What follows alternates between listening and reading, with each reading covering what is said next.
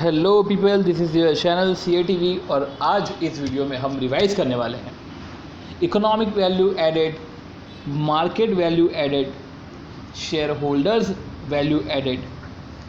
ये जो टॉपिक्स है हम ये टॉपिक्स पढ़ने वाले हैं। पॉइंट ये है कि हमने जो पढ़ा था chapter 10 development in business reporting में उसका जो पहला वाला पार्ट था वैल्यू एडेड स्टेटमेंट, वो हमने पढ़ा। अब हमें ये बचे हुए पार्ट्स पढ़ने हैं। अब ये बचे हुए पार्ट जो हम पढ़ेंगे तो ये वीडियो उसके पहले वाले वीडियो को अगर क्लब कर दिया जाए तो हमारा जो चैप्टर 10 है डेवलपमेंट इन बिजनेस रिपोर्टिंग ये हो जाएगा ओवर। तो अब इसमें देखा जाए तो नोट्स में यूनिट 2 इकोनॉमिक वैल्यू एडेड, क्योंकि यूनिट 1 जो थी वो वैल्यू एडेड स्टेटमेंट थी। उसके बाद यूनिट 2 के बाद यूनिट 3 मार्केट वैल्यू एडेड है, एंड फिर unit 4 shareholder value added है और ह्यूमन रिसोर्स का वैल्यूएशन है। ऐसे करके कुछ छोटे छोटे टॉपिक्स है। देखा जाए तो नोट सिर्फ इतना ही है, बट हमें क्वेश्चन आंसर्स करने हैं, हमें साथ में बैठ के क्वेश्चन आंसर्स करने हैं, समझना है उस पर्टिकुलर क्वेश्चन को। तो हम क्वेश्चन आंसर साथ में करेंगे। क्वेश्चन आंसर का जो क्वांटम है वो क्वांटम एम्पल क्वांटम है, तो हम एक एक क्वेश्चन को करेंगे, समझेंगे। रादर देन मैं ऐसा बोल दूँ कि ये क्वेश्चन करने का है, ये क्वेश्चन नहीं करने का है, इससे बेटर है कि मैं अपनी तरफ से सारे क्वेश्चन करवा दूँ। आपको जो क्वेश्चन करना हो उस पर्टिकुलर टाइम पे आप चले जाइए और वो क्वेश्चन कर लीजिए, पर मेरी तरफ से मैं SM और PM के सारे क्वेश्चन कराऊंगा। अब भले ही वो कुछ इजी हो या टफ़ हो। अब हाँ, हो सकता है कि कुछ अगर इजी क्वेश्चन हो तो मैं उसका रेफरेंस दे दूँगा कि यार ये क्वेश्चन ना उस क्वेश्चन से रिलेटेड है और इसमें कुछ ज़्यादा हार्ड वर्क करने की ज़रूरत नहीं है। तो उस केस में जो है हम ऐसे करके क्वेश्चन को कवर कर लेंगे, बट ज़्यादातर मैक्सिमम क्वेश्चन जो है वो सॉल्व होंगे। अब इकोनॉमिक वैल्यू एडेड की बात करें तो हम स्टार्ट करते हैं हमारा रिवीजन। इकोनॉमिक वैल्यू एडेड के इंट्रोडक्शन की बात करें तो economic value added is a trademark of Stern Stewart and company. एक स्टर्न स्टीवर्ड कंपनी एक मैनेजमेंट कंसल्टिंग फर्म है, उसने जो है इकोनॉमिक वैल्यू एडेड एक ट्रेडमार्क को लाया है। तो ये जो इकोनॉमिक वैल्यू एडेड है इसका जो पर्टिकुलर फार्मूला है, ये फार्मूला एक तरीके से ट्रेडमार्क है। अब it is a firm economic profit. तो इकोनॉमिक वैल्यू एडेड का मतलब क्या है? इकोनॉमिक वैल्यू एडेड का मतलब है firms economic profit means value created in excess of required return of investor. एक पर्सन है जो अपना अमाउंट इन्वेस्ट करता है, उसकी कुछ रिक्वायरमेंट होती है, उसकी कुछ एक्सपेक्टेशन होती है। वो फर्म है, वो फर्म वैल्यू क्रिएट करता है। जो वैल्यू वो क्रिएट कर रहा है, जितना एक्सेस उसकी रिक्वायरमेंट से जितना एक्सेस वो वैल्यू क्रिएट कर रहा है उसे बोलते हैं इकोनॉमिक प्रॉफिट, और इसलिए ही उसे बोला जाता है वैल्यू एडिशन, उसे बोलते हैं इकोनॉमिक वैल्यू एडेड। तो हमें क्या कैलकुलेट करना है? हमें कैलकुलेट करना है, जो हम क्वेश्चंस में अगर देखा जाए तो रिक्वायर्ड रिटर्न ऑफ इन्वेस्टर, कि इन्वेस्टर का रिक्वायर्ड रिटर्न क्या है, मतलब एक तरीके से वो हो गया कंपनी का कॉस्ट ऑफ कैपिटल। तो कॉस्ट ऑफ कैपिटल हमने कैलकुलेट किया, फिर हमने कॉस्ट ऑफ कैपिटल कैलकुलेट करने के बाद हमने फर्म का प्रॉफिट कैलकुलेट किया। तो अब प्रॉफिट में से कॉस्ट ऑफ कैपिटल माइनस करके जो एक्सेस प्रॉफिट आ रहा है वो होता है इकोनॉमिक प्रॉफिट, वो होता है इकोनॉमिक वैल्यू एडेड। अब it is the profit earn by firm less cost of financing firm. तो value is created when return on firms economic capital employed. अब देखो बहुत सारी तरीके से इसको डिफाइन किया गया है। जैसे वैल्यू कब क्रिएट होती है? जब return on firms economic capital employed, तो इधर बोलना चाहूँगा कि इधर कैपिटल एम्प्लॉयड है ऑपरेटिंग कैपिटल एम्प्लॉयड।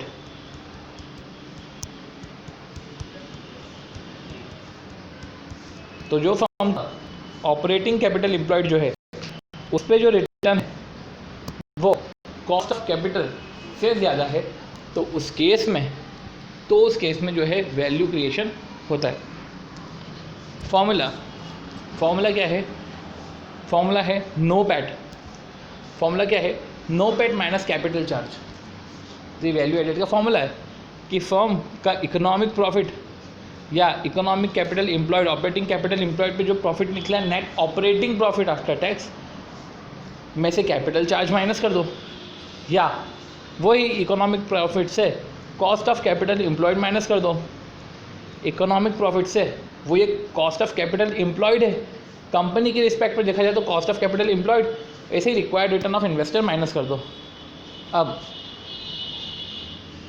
या ये जो तरीके बता के रखे हैं, नो पैट में से cost of capital employed minus कर दो, तो हम जो है हम इसी तरीके से चलेंगे कि हमने नो पैट का अमाउंट निकाला और कॉस्ट ऑफ कैपिटल एम्प्लॉयड जो है हमने उसका अमाउंट निकाला और हमने माइनस करा, जो डिफरेंस आया वो वैल्यू एडेड है। अब ये बोला गया है कि जो कैपिटल एम्प्लॉयड है, अब कैपिटल एम्प्लॉयड में हमने पढ़ा रिटर्न ऑफ कैपिटल एम्प्लॉयड और weighted average cost of capital. तो कैपिटल एम्प्लॉयड, जो पर्टिकुलर कैपिटल एम्प्लॉयड है, अगर हम उसको रिटर्न ऑन कैपिटल एम्प्लॉयड से मल्टीप्लाई करेंगे तो नो पैट आएगा, और अगर वो कैपिटल एम्प्लॉयड को हम weighted average cost of capital से मल्टीप्लाई करेंगे तो वो आएगा कॉस्ट ऑफ कैपिटल एम्प्लॉयड, और जो NOPAT minus cost of capital employed जो है, जो भी कैपिटल एम्प्लॉयड है उसकी कॉस्ट और नो पैट, उसके बीच में जो डिफरेंस है वही होता है इकोनॉमिक वैल्यू एडेड। अब हमें समझना पड़ेगा कि कैपिटल एम्प्लॉयड का मतलब क्या होता है। तो कैपिटल एम्प्लॉयड का मतलब कि किसी भी तरीके से अगर आप कैपिटल प्रोक्योर कर रहे हो, फाइनेंस को प्रोक्योर कर रहे हो, तो वो सोर्सेज ऑफ फाइनेंस होते हैं, उसमें जो कॉस्ट है वो हमको बियर करनी पड़ती है। तो कैपिटल एम्प्लॉयड में capital raised via share holder fund है, कैपिटल रेज्ड वाया डिवेंचर है, प्रेफरेंस शेयर है, ये सब चीज़ें तो कवर है। लोन के थ्रू अगर हम कैपिटल रेज कर रहे हैं, इस पे जो कॉस्ट लग रही है वो सब चीज़ें देखी जाएगी। अब शेयर होल्डर फंड बोला है मैंने, equity share holder, equity shares नहीं बोला है। मतलब शेयर होल्डर फंड में equity share, reserve and surplus, ये सब भी आएंगे। अब एक्सप्लेनेशन में हम समझते हैं कि नो पैट क्या होता है। नो पैट में बोला है नेट ऑपरेटिंग प्रॉफिट, मतलब कि नेट प्रॉफिट और ऑपरेटिंग प्रॉफिट। तो net operating profit after tax means हमें प्रॉफिट आफ्टर टैक्स तो करना पड़ेगा, पर हमें ऑपरेटिंग प्रॉफिट भी निकालना है। तो उस केस में इसका फॉर्मूला क्या है, तो सबसे पहले हम इसको समझते हैं कि it is a pool of profit derive from company operation. जो कंपनी के ऑपरेशन से जो हम प्रॉफिट डिराइव करते हैं उसको ही ऑपरेटिंग प्रॉफिट बोलते हैं। Available to provide a return, यही तो प्रॉफिट अवेलेबल होता है जो रिटर्न प्रोवाइड करता है शेयर होल्डर्स को, रिटर्न प्रोवाइड करता है कैपिटल एम्प्लॉयड वालों को, या रिटर्न प्रोवाइड करता है इन्वेस्टर को। फिर हमने जो पढ़ा कि कॉस्ट ऑफ कैपिटल का हमको कॉन्सेप्ट पढ़ना पड़ेगा, एक जो नॉर्मल कॉन्सेप्ट है। CAPM का मॉडल हमको पढ़ना पड़ेगा, वो एक नॉर्मल कॉन्सेप्ट है। अब क्वेश्चन में हमको कभी कभी चीज़ें आएगी जैसे बीटा। बीटा जो होता है मार्केट से मेरा फर्म कितना वेरी करता है उसको बोलते हैं बीटा, या बोल सकते हैं beta is a risk factor. Beta market का वन होता है और स्पेसिफिक इंडस्ट्रीज और ऑर्गेनाइजेशन का अलग अलग होता है। जितनी ज़्यादा वॉलेटिलिटी रहती है मतलब उतना रिस्क होता है, उतना रिस्क है मतलब उतना ही बीटा है। तो मार्केट बीटा ऑलवेज वन होता है।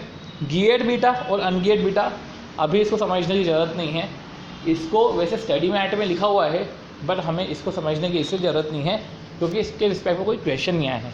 पर हाँ, क्वेश्चन इसके रिस्पेक्ट में आया है कि जब एक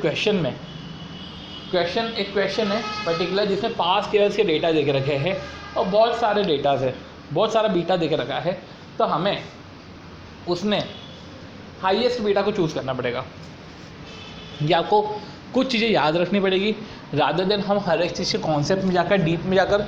बेटर है कि हमें एग्ज़ाम ओरिएंटेड पढ़ना है, हम ये समझ लेते हैं कि ये वो जो पर्टिकुलर फर्म है वो रिस्की फर्म है, तो जो हाईएस्ट बीटा है वो हाईएस्ट प्रोबेबल रिस्क को हम लेकर चलेंगे। और जब क्वेश्चन में फैक्ट में एक से ज़्यादा बीटा दे के रखे तो हम हाईएस्ट बीटा को चूज़ कर लेंगे। फिर कुछ गुड एग्जांपल्स थे। गुड एग्जांपल ऐसे हैं कि देखो कैपिटल एम्प्लॉयड पे, अगर कैपिटल एम्प्लॉयड हम जो निकाल रहे हैं वो ऑपरेटिंग कैपिटल एम्प्लॉयड निकाल रहे हैं। अब ये कैपिटल एम्प्लॉयड पे हम रिटर्न ऑफ कैपिटल एम्प्लॉयड से मल्टीप्लाई करें तो net operating profit after tax आ जाएगा, और WACC से मल्टीप्लाई करें तो आ जाएगा कैपिटल चार्ज या रिक्वायर्ड रिटर्न ऑफ इन्वेस्टर या cost of capital to company. ये जो ऑपरेटिंग कैपिटल एम्प्लॉयड है ये असेट साइड से भी निकाल सकते हैं और लाइबिलिटी साइड से भी निकाल सकते हैं। लाइबिलिटी साइड से कैसे निकालते हैं वो PM के क्वेश्चन 19 में दे के रखा है, हम उसको समझेंगे। और हमने जो पढ़ा है कि रिटर्न ऑन कैपिटल एम्प्लॉयड, तो रिटर्न ऑन कैपिटल एम्प्लॉयड कैसे निकालते हैं, वो निकालते हैं NOPAT upon capital employed. क्योंकि रिटर्न ऑन कैपिटल एम्प्लॉयड का मतलब क्या है कि कैपिटल एम्प्लॉयड पर रिटर्न, तो हम तो इसको परसेंटेज के फॉर्म में लिखेंगे ना। अगर हमको इसको परसेंटेज के फॉर्म में कैलकुलेट करना है तो NOPAT divide by capital employed. अब नो पैट ये कैसे कैलकुलेट होगा? नो पैट कैलकुलेट होगा PAT plus interest into 1 minus T. तो PAT plus interest into 1 minus T, तो इस तरीके से नो पैट कैलकुलेट होगा। अब पॉइंट ये है कि पैट में हमने इंटरेस्ट ऐड ऑन कर लिया, क्योंकि हमने पहले इंटरेस्ट माइनस करके रखा हुआ था, तो वो तो नेट प्रॉफिट आया। हमको इंटरेस्ट ऐड करना है क्योंकि हमको ऑपरेटिंग प्रॉफिट निकालना है, और ऑपरेटिंग प्रॉफिट का इंटरेस्ट एक्सपेंडिचर से कोई लेना देना नहीं है जो हम माइनस करें। इसलिए हमने पैट निकाला, और पैट में हमने जो इंटरेस्ट है उसको 1 माइनस टी करा। 1 माइनस टी इसलिए करना पड़ा क्योंकि जो इंटरेस्ट की कॉस्ट है वो टैक्स सेविंग भी देता है। तो अगर 100 रुपये का इंटरेस्ट है और 30% टैक्स ब्रैकेट है, तो एक्चुअली में हमारी कॉस्ट है 70 की है, और हमें सिर्फ आफ्टर टैक्स निकालना है। तो इंटरेस्ट का हम आफ्टर टैक्स इम्प्लीकेशन देखेंगे कि इंटरेस्ट एक्चुअली में हमको खर्चा पड़ा कितना, हम उतना ही ऐड ऑन कर लेंगे। फिर कोई से नॉन ऑपरेटिंग एक्सपेंसेस है जो हमने फालतू में माइनस करके रखे थे, क्योंकि जो ऑपरेटिंग में ज़रूरत ही नहीं है, हम उसको ऐड करेंगे। कुछ नॉन ऑपरेटिंग इनकम थी, वो इनकम जो है पर्टिकुलर फालतू ऐड करके रखी थी, जो ऐड करने की ज़रूरत बिल्कुल भी नहीं थी, तो हम उसको लेस करेंगे। तो इस तरीके से जो है हम नो पैट कैलकुलेट करेंगे। अब अगर देखा जाए तो ये जो पर्टिकुलर चैप्टर है, इस चैप्टर के ये पर्टिकुलर ईवीए जो कैलकुलेशन करने का प्रोसेस है, ये इसको 3 स्टेप में बाइफरकेट कर सकते हैं, और यही एक गोल्डन रूल है। इस जो टॉपिक के क्वेश्चंस करने का ये एक पर्टिकुलर रूल है कि रूल बना लेते हैं कि ये 3 स्टेप में क्वेश्चन हमको ख़त्म करने का है, ताकि जब बहुत सारा डेटा दिखे पर हमारे दिमाग में ये फ्रेम्ड हो कि हमको ये पर्टिकुलर 3 तरीके से ही क्वेश्चन करना है, ये 3 स्टेप में हमको ये क्वेश्चन ख़त्म करने का है। क्योंकि जब हम क्वेश्चन करते हैं तो बहुत सारा डेटा दिखता है, हमको समझ में नहीं आता है स्टार्ट कैसे करें। तो एटलीस्ट आप इतना कर लो तो एक स्टार्टिंग मिल जाएगी। तो सबसे पहला स्टेप नो पैट कैलकुलेट करो। दूसरा स्टेप क्या है? Weighted average cost of capital calculate करो। फिर तीसरा है कैपिटल एम्प्लॉयड कैलकुलेट करो। ये 3 जो आपको डेटा मिल जाते हैं तो आप इकोनॉमिक वैल्यू एडेड इजीली निकाल सकते हो। तो अब हम क्वेश्चंस की तरफ बिगिन करते हैं। तो ये रही हमारी स्टडी मटेरियल, और स्टडी मटेरियल में पर्टिकुलर जो क्वेश्चंस दे के रखे हैं हम उस क्वेश्चंस को करते हैं। याद रखना वो 3 पर्टिकुलर पॉइंट, जिस पर्टिकुलर पॉइंट से हमको क्वेश्चन ओवर करना है। ओके, स्टार्ट करते हैं। अब इलस्ट्रेशन में LH limited provided you with the following summarised balance sheet. वो LH लिमिटेड की है 31 मार्च 2017 की। शेयर कैपिटल दे के रखा है, रिजर्व एंड सरप्लस दे के रखा है, लॉन्ग टर्म डेप्ट दे के रखा है। ये फंड प्रोक्योर करने के तरीके हैं। सन्ड्री क्रेडिटर और एसेट साइड दे के रखी है, और ये एडिशनल इन्फॉर्मेशन दे के रखी है जिसमें profit before interest and tax दे के रखा है, और ये सब चीज़ें दे के रखी है, बीटा दे के रखा है। ठीक है, हमको तो इकोनॉमिक वैल्यू एडेड कैलकुलेट करना है, तो हम डायरेक्ट नीचे जाते हैं। इकोनॉमिक वैल्यू एडेड कैलकुलेट करना है, हम समझते हैं कि सबसे पहले हमको तो नो पैट कैलकुलेट करना है। नो पैट का फॉर्मूला हमको पता है कि अगर प्रॉफिट में से 1 माइनस टी करो, ठीक है ना, क्या बोलना चाह रहे हैं? पैट है हमारा, पैट पर्टिकुलर पैट में हमको इंटरेस्ट ऐड करना है 1 माइनस टी का, तो आ जाएगा नो पैट। देखते हैं कि profit before interest and tax है, तो सबसे पहले profit before interest and tax को पहले आफ्टर टैक्स तो करो। तो profit before interest and tax दे के रखा है, ठीक है, तो profit before interest and tax दे के रखा है, तो उस केस में क्या करें? तो पहले इंटरेस्ट ऐड ऑन करो, सॉरी इंटरेस्ट आपको पहले लेस करना पड़ेगा क्योंकि हमको पैट निकालना है। तो 2202.84 मेरे साथ कैलकुलेटर पे करते जाओ कि हमको इंटरेस्ट माइनस करना है। तो हमने 13.48 माइनस किया, तो 2202.84 माइनस 13.48 माइनस किया तो क्या आया? 2189.36 माइनस हमने करा टैक्स, उसका टैक्स है 40%, तो आया 875.4474। तो 2189.36 माइनस 875.74, देखते हैं कि 1313.62 आ रहा है कि भी नहीं आ रहा है। तो 1313.62 आया, क्योंकि ये इसलिए हमको चेक करना ज़रूरी है क्योंकि 2 स्टेप, हम कभी डेसिमल ज़्यादा ले लें, पीएम में कम दे के रखा हो, हम पूरा सॉल्व कर ले, फिर ऊपर नीचे फिगर्स का वेरिएशन हो, तो हम इसको ऐसा करें कि अभी से ही सुधार लें, ठीक है। तो हमारा पैट आ गया, देखा जाए तो हमारा आ गया ना पैट। अब हमको करना क्या है, अब हमको करना है इंटरेस्ट को ऐड ऑन करना है, और इंटरेस्ट को 1 माइनस टी का इफेक्ट देना है। मतलब जो इंटरेस्ट है हमारा 13.48, इसको 0.70 से मल्टीप्लाई करना है और 9.436 ऐड करना है। तो जो हमारा आया 1313.62, तो 1313.62, और इंटरेस्ट हमारा शायद 40% है, टैक्स हमारा शायद 40% है, तो हमने इसका 60% इम्पैक्ट दिया। मतलब 13.48 का 60% हमने निकाला और ऐड बैक कर लिया, तो 1321.71 आया। ये हमारा क्या आया, नो पैट। नो पैट क्या आया, 1321.71, ये आया नो पैट। अब नो पैट करने के बाद हमको weighted average cost of capital calculate करना पड़ेगा। तो पहला आया हमारा नो पैट, हमने इधर लिख लिया। Second, weighted average cost of capital. अब जब weighted average cost of capital की बात आ रही है, तो हमारे पास जो फंड है, फंड इक्विटी शेयर कैपिटल है, रिजर्व एंड सरप्लस है, जो लॉन्ग टर्म डेप्ट है, तो हमको weighted average cost of capital निकालना है।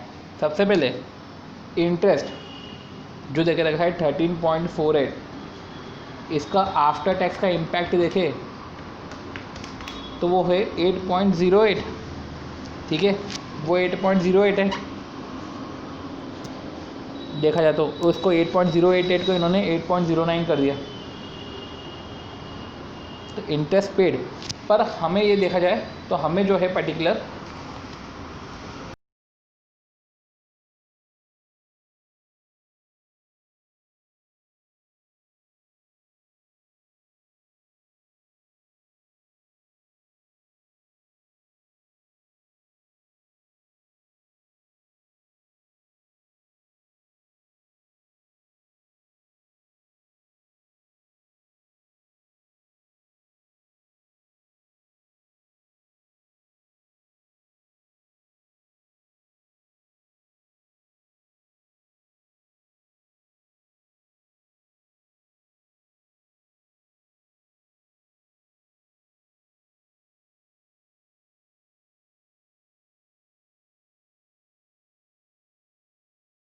RM है, रिस्क फ्री है, तो 12 माइनस 11.32 करा, क्योंकि हमको मार्केट प्रीमियम निकालना है, तो 0.68% आएगा, और 0.68 को 1.62 से मल्टीप्लाई करो।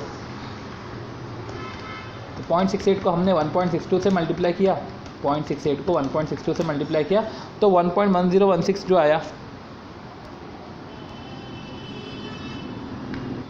तो जब 1.1016 आया, उसको हमने रिस्क फ्री रेट में जोड़ दिया। तो इस तरीके से हमारा जो है 12.42% आ रहा है। मतलब मेरा ये बोलने का मतलब है कि जो हमने KD निकाला है, जो हमने परसेंटेज ऑफ कॉस्ट निकाली है, जैसे कि 5.6% है और 12.42% है। अब हमें परसेंटेज ऑफ कैपिटल एम्प्लॉयड भी देखना है कि हमारा डेप्ट जो है वो टोटल कैपिटल एम्प्लॉयड का कितना परसेंट है। देखा जाए तो हमारा अब हमको इसलिए निकालना है कैपिटल एम्प्लॉयड। तो कैपिटल एम्प्लॉयड कैसे निकलता है, हम इधर एसेट साइड से चलते हैं। एसेट साइड से चलेंगे तो net asset minus current liability. तो अगर हमने ये माइनस किया तो हमारा कैपिटल एम्प्लॉयड कितना आया, वो आया 2459.90 माइनस 20.38, ये जो आया 2439.52। अगर 2439.52 इसकी जो फंडिंग है, उसमें इक्विटी का पोर्शन 2295.08 है। ये इक्विटी की फंडिंग है 2295.08। तो इसका अगर हम परसेंटेज निकालें तो 2295.08 डिवाइड बाय 2439.52, तो जो परसेंटेज आया वो परसेंटेज आया 0.94, और जो डेप्ट का परसेंटेज आया 144.44 डिवाइड बाय 2439.52, ये जो परसेंटेज आया वो आया है 0.59। तो जो आया 144.44 इंटू डिवाइड बाय 2439.52, तो जो पर्टिकुलर परसेंटेज आया वो है 5.9। तो अगर हम देखा जाए तो इधर आया 0.59। तो अब अगर हम कैलकुलेट करें तो ये आ जाएगा 11.69%। कैसे 11.69% आया, क्योंकि 12.42 से मल्टीप्लाई हो गया ये, और ये 5.6 से मल्टीप्लाई हुआ। तो इस तरीके से weighted average cost of capital calculate हो गया। तो 2295.08 डिवाइड बाय 2439.52 इंटू 12.42 ये हमने करा तो 11.69 आया।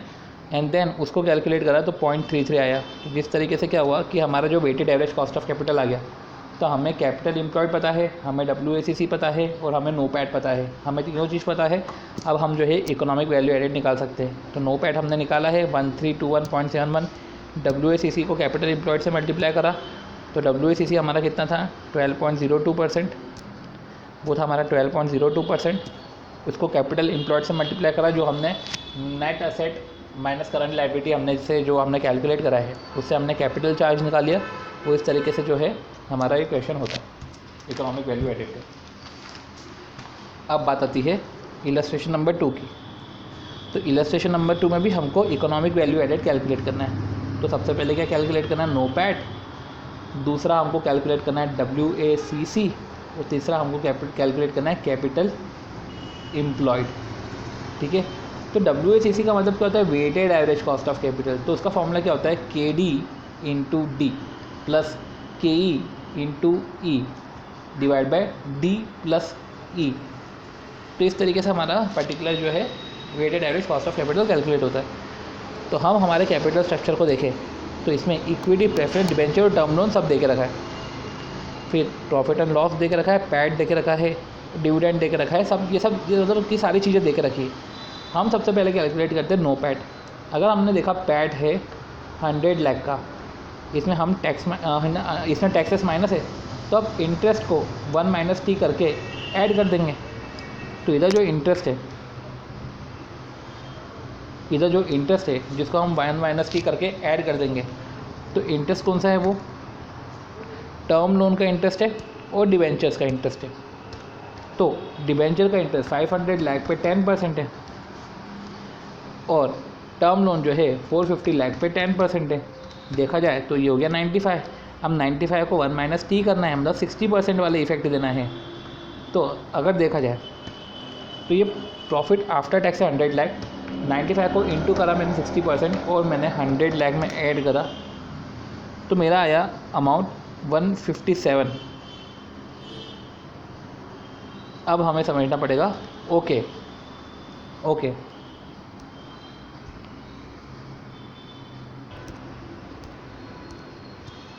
तो देखो नेट ऑपरेटिंग प्रॉफिट हमारा जो आया, हमने पैट में हमने इंटरेस्ट जो है 1 माइनस टी ऐड करा। ये जो हमको समझना पड़ेगा कि जब पैट है 100 लाख का आफ्टर अप्रोप्रिएटिंग इक्विटी डिविडेंड देकर रखा है 20%। तो ये जो 100 लाख है, ठीक है, वो आफ्टर अप्रोप्रिएटिंग इक्विटी डिविडेंड है। मतलब कि इक्विटी डिविडेंड माइनस करके रखा है, प्रेफरेंस डिविडेंड तो करके रखा होगा माइनस, और डिवेंचर के इंटरेस्ट भी माइनस करके रखे हैं। अब इन्होंने क्या किया कि जो डिवेंचर के इंटरेस्ट थे तो इसको तो 1 माइनस टी का इफेक्ट देना था, और जो प्रेफरेंस डिविडेंड है और जो इक्विटी डिविडेंड है उसको थोड़ी ना 1 माइनस टी का इफेक्ट देना है। तो हम इन सबको ऐड बैक करेंगे क्योंकि ऑपरेटिंग प्रॉफिट कैलकुलेट करने के लिए ये ज़रूरी नहीं है। तो ये after appropriation of equity dividend था। तो हमने 100 लाख में क्या किया, हमने सबसे पहले जो 250 है, 250 का 12% हमने जो है प्रेफरेंस शेयर, हमने वो पर्टिकुलर 100 लाख में 30 तो प्रेफरेंस शेयर के ऐड करे, जो है 800 लाख का जो है 20% 160, तो 100 प्लस 30 प्रेफरेंस के 160 जो है हमारा इक्विटी के, तो आया 290। और ये जो 50 और 45 के जो इंटरेस्ट थे उसको हमने 60% से मल्टीप्लाई करा तो आया है 57। इसको हम 290 में ऐड करेंगे तो आता है 347। और ये जो है 347, ये जो 347 है, ये 347 है हमारा net operating profit after taxes. तो ये जो 347 है ये आता है net operating profit after taxes. ये हमारा NOPAT कैलकुलेट हो गया। अब weighted average cost of capital calculate करना है तो इसका पर्टिकुलर फॉर्मेट है KD into D, KE into E और D प्लस ई। मीन्स हमें क्या करना है, हमें एक कॉलम बनाना है जो है हमारा सोर्स ऑफ फाइनेंस का। हमने सोर्स ऑफ फाइनेंस का कॉलम बनाया, हमने कॉस्ट ऑफ फाइनेंस का कॉलम बनाया, उसको परसेंटेज दिया, ठीक है। और हमने सोर्स ऑफ फाइनेंस बनाया, और कितना अमाउंट हम उस सोर्स से कैलकुलेट करते हैं। हमने कॉस्ट ऑफ फाइनेंस बनाया, ठीक है, तो सोर्स ऑफ अमाउंट का कॉलम कितना अमाउंट हमको उस पर्टिकुलर सोर्स से आया। कॉस्ट का हमने अमाउंट वाला कॉलम बनाया, फिर हमने एक परसेंटेज वाला कॉलम बनाया, ये 4 परसेंटेज करे। और हमने फिर कैपिटल एम्प्लॉयड का कॉलम बनाया और कैपिटल एम्प्लॉयड का वेट अलॉट किया कि इस सोर्स का कितना वेट है, उस दूसरे सोर्स का कितना वेट है। तो अगर हम देखें तो सोर्सेज ऑफ फाइनेंस के अगर हम पहले कॉलम में लिखें तो आता है इक्विटी, इसमें देखे रखा है क्या वैसा, हाँ इस तरीके से। तो equity, preference, dividend, preference, debenture और टर्म लोन, ये हमारे सोर्स ऑफ फाइनेंस है। 800, 250, 500, 450, ये सारे सोर्सेस ऑफ फाइनेंस है। अब हमें इसका कॉस्ट कैलकुलेट करना है। देखा जाए तो इक्विटी का कॉस्ट कितना होगा, वो होगा 160। प्रेफरेंस का होगा कितना होगा, प्रेफरेंस का 250 लाख पे आप 12% कैलकुलेट करो, ये आएगा 30। डिबेंचर का कितना होगा, 500 का 10%, ये आएगा 50। पर ये जो डिबेंचर है हमको उसको आफ्टर टैक्स इफेक्ट देना पड़ेगा, तो एक तरीके से बेटर है कि इसको कैलकुलेट करें जो है 500 का 60%, 500 का 6%, तो ये आया हमारा 30। और फिर टर्म लोन की बात करें तो 450 का भी 6% कैलकुलेट करो, ये आया हमारा 27। ये कॉस्ट, ये अमाउंट है। और अगर हमको परसेंटेज का वेट देना है तो परसेंटेज का वेट कैसा है, परसेंटेज का वेट देना है तो परसेंटेज का वेट कैसा है कि जो 160 है तो वो तो 20% है, जो इक्विटी है वो तो 20% है, प्रेफरेंस शेयर है, प्रेफरेंस शेयर भी 12% है, डिबेंचर को 7% मानना पड़ेगा, टर्म लोन को 7% मानना पड़ेगा। अब वेट की बात करें तो वेट, इक्विटी का वेट कितना है, इक्विटी का वेट है 40%, प्रेफरेंस का वेट है, प्रेफरेंस का वेट है 12.5%, जो डिबेंचर है, डिबेंचर का वेट है, डिबेंचर और टर्म लोन, तो डिबेंचर का वेट और टर्म लोन का वेट सेपरेटली कैलकुलेट कर रहा हूँ। डिबेंचर का वेट है हमारा 25% और जो हमारा टर्म लोन का वेट है ये है हमारा 22.5%। तो अगर हम देखें, हम कैलकुलेट करें weighted average cost of capital, तो हमको कैसे कैलकुलेट करना पड़ेगा, KD into D plus KE into E plus KP into P plus term loan की कॉस्ट है तो KL इंटू एल। अगर देखा जाए तो ये जो 20% है इक्विटी का, 20% into 0.40,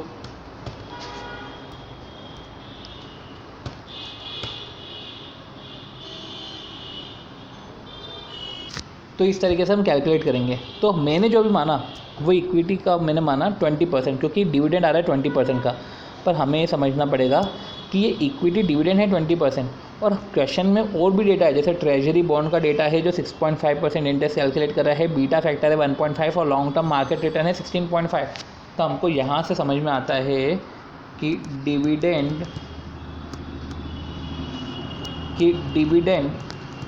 rate is not cost of equity. Means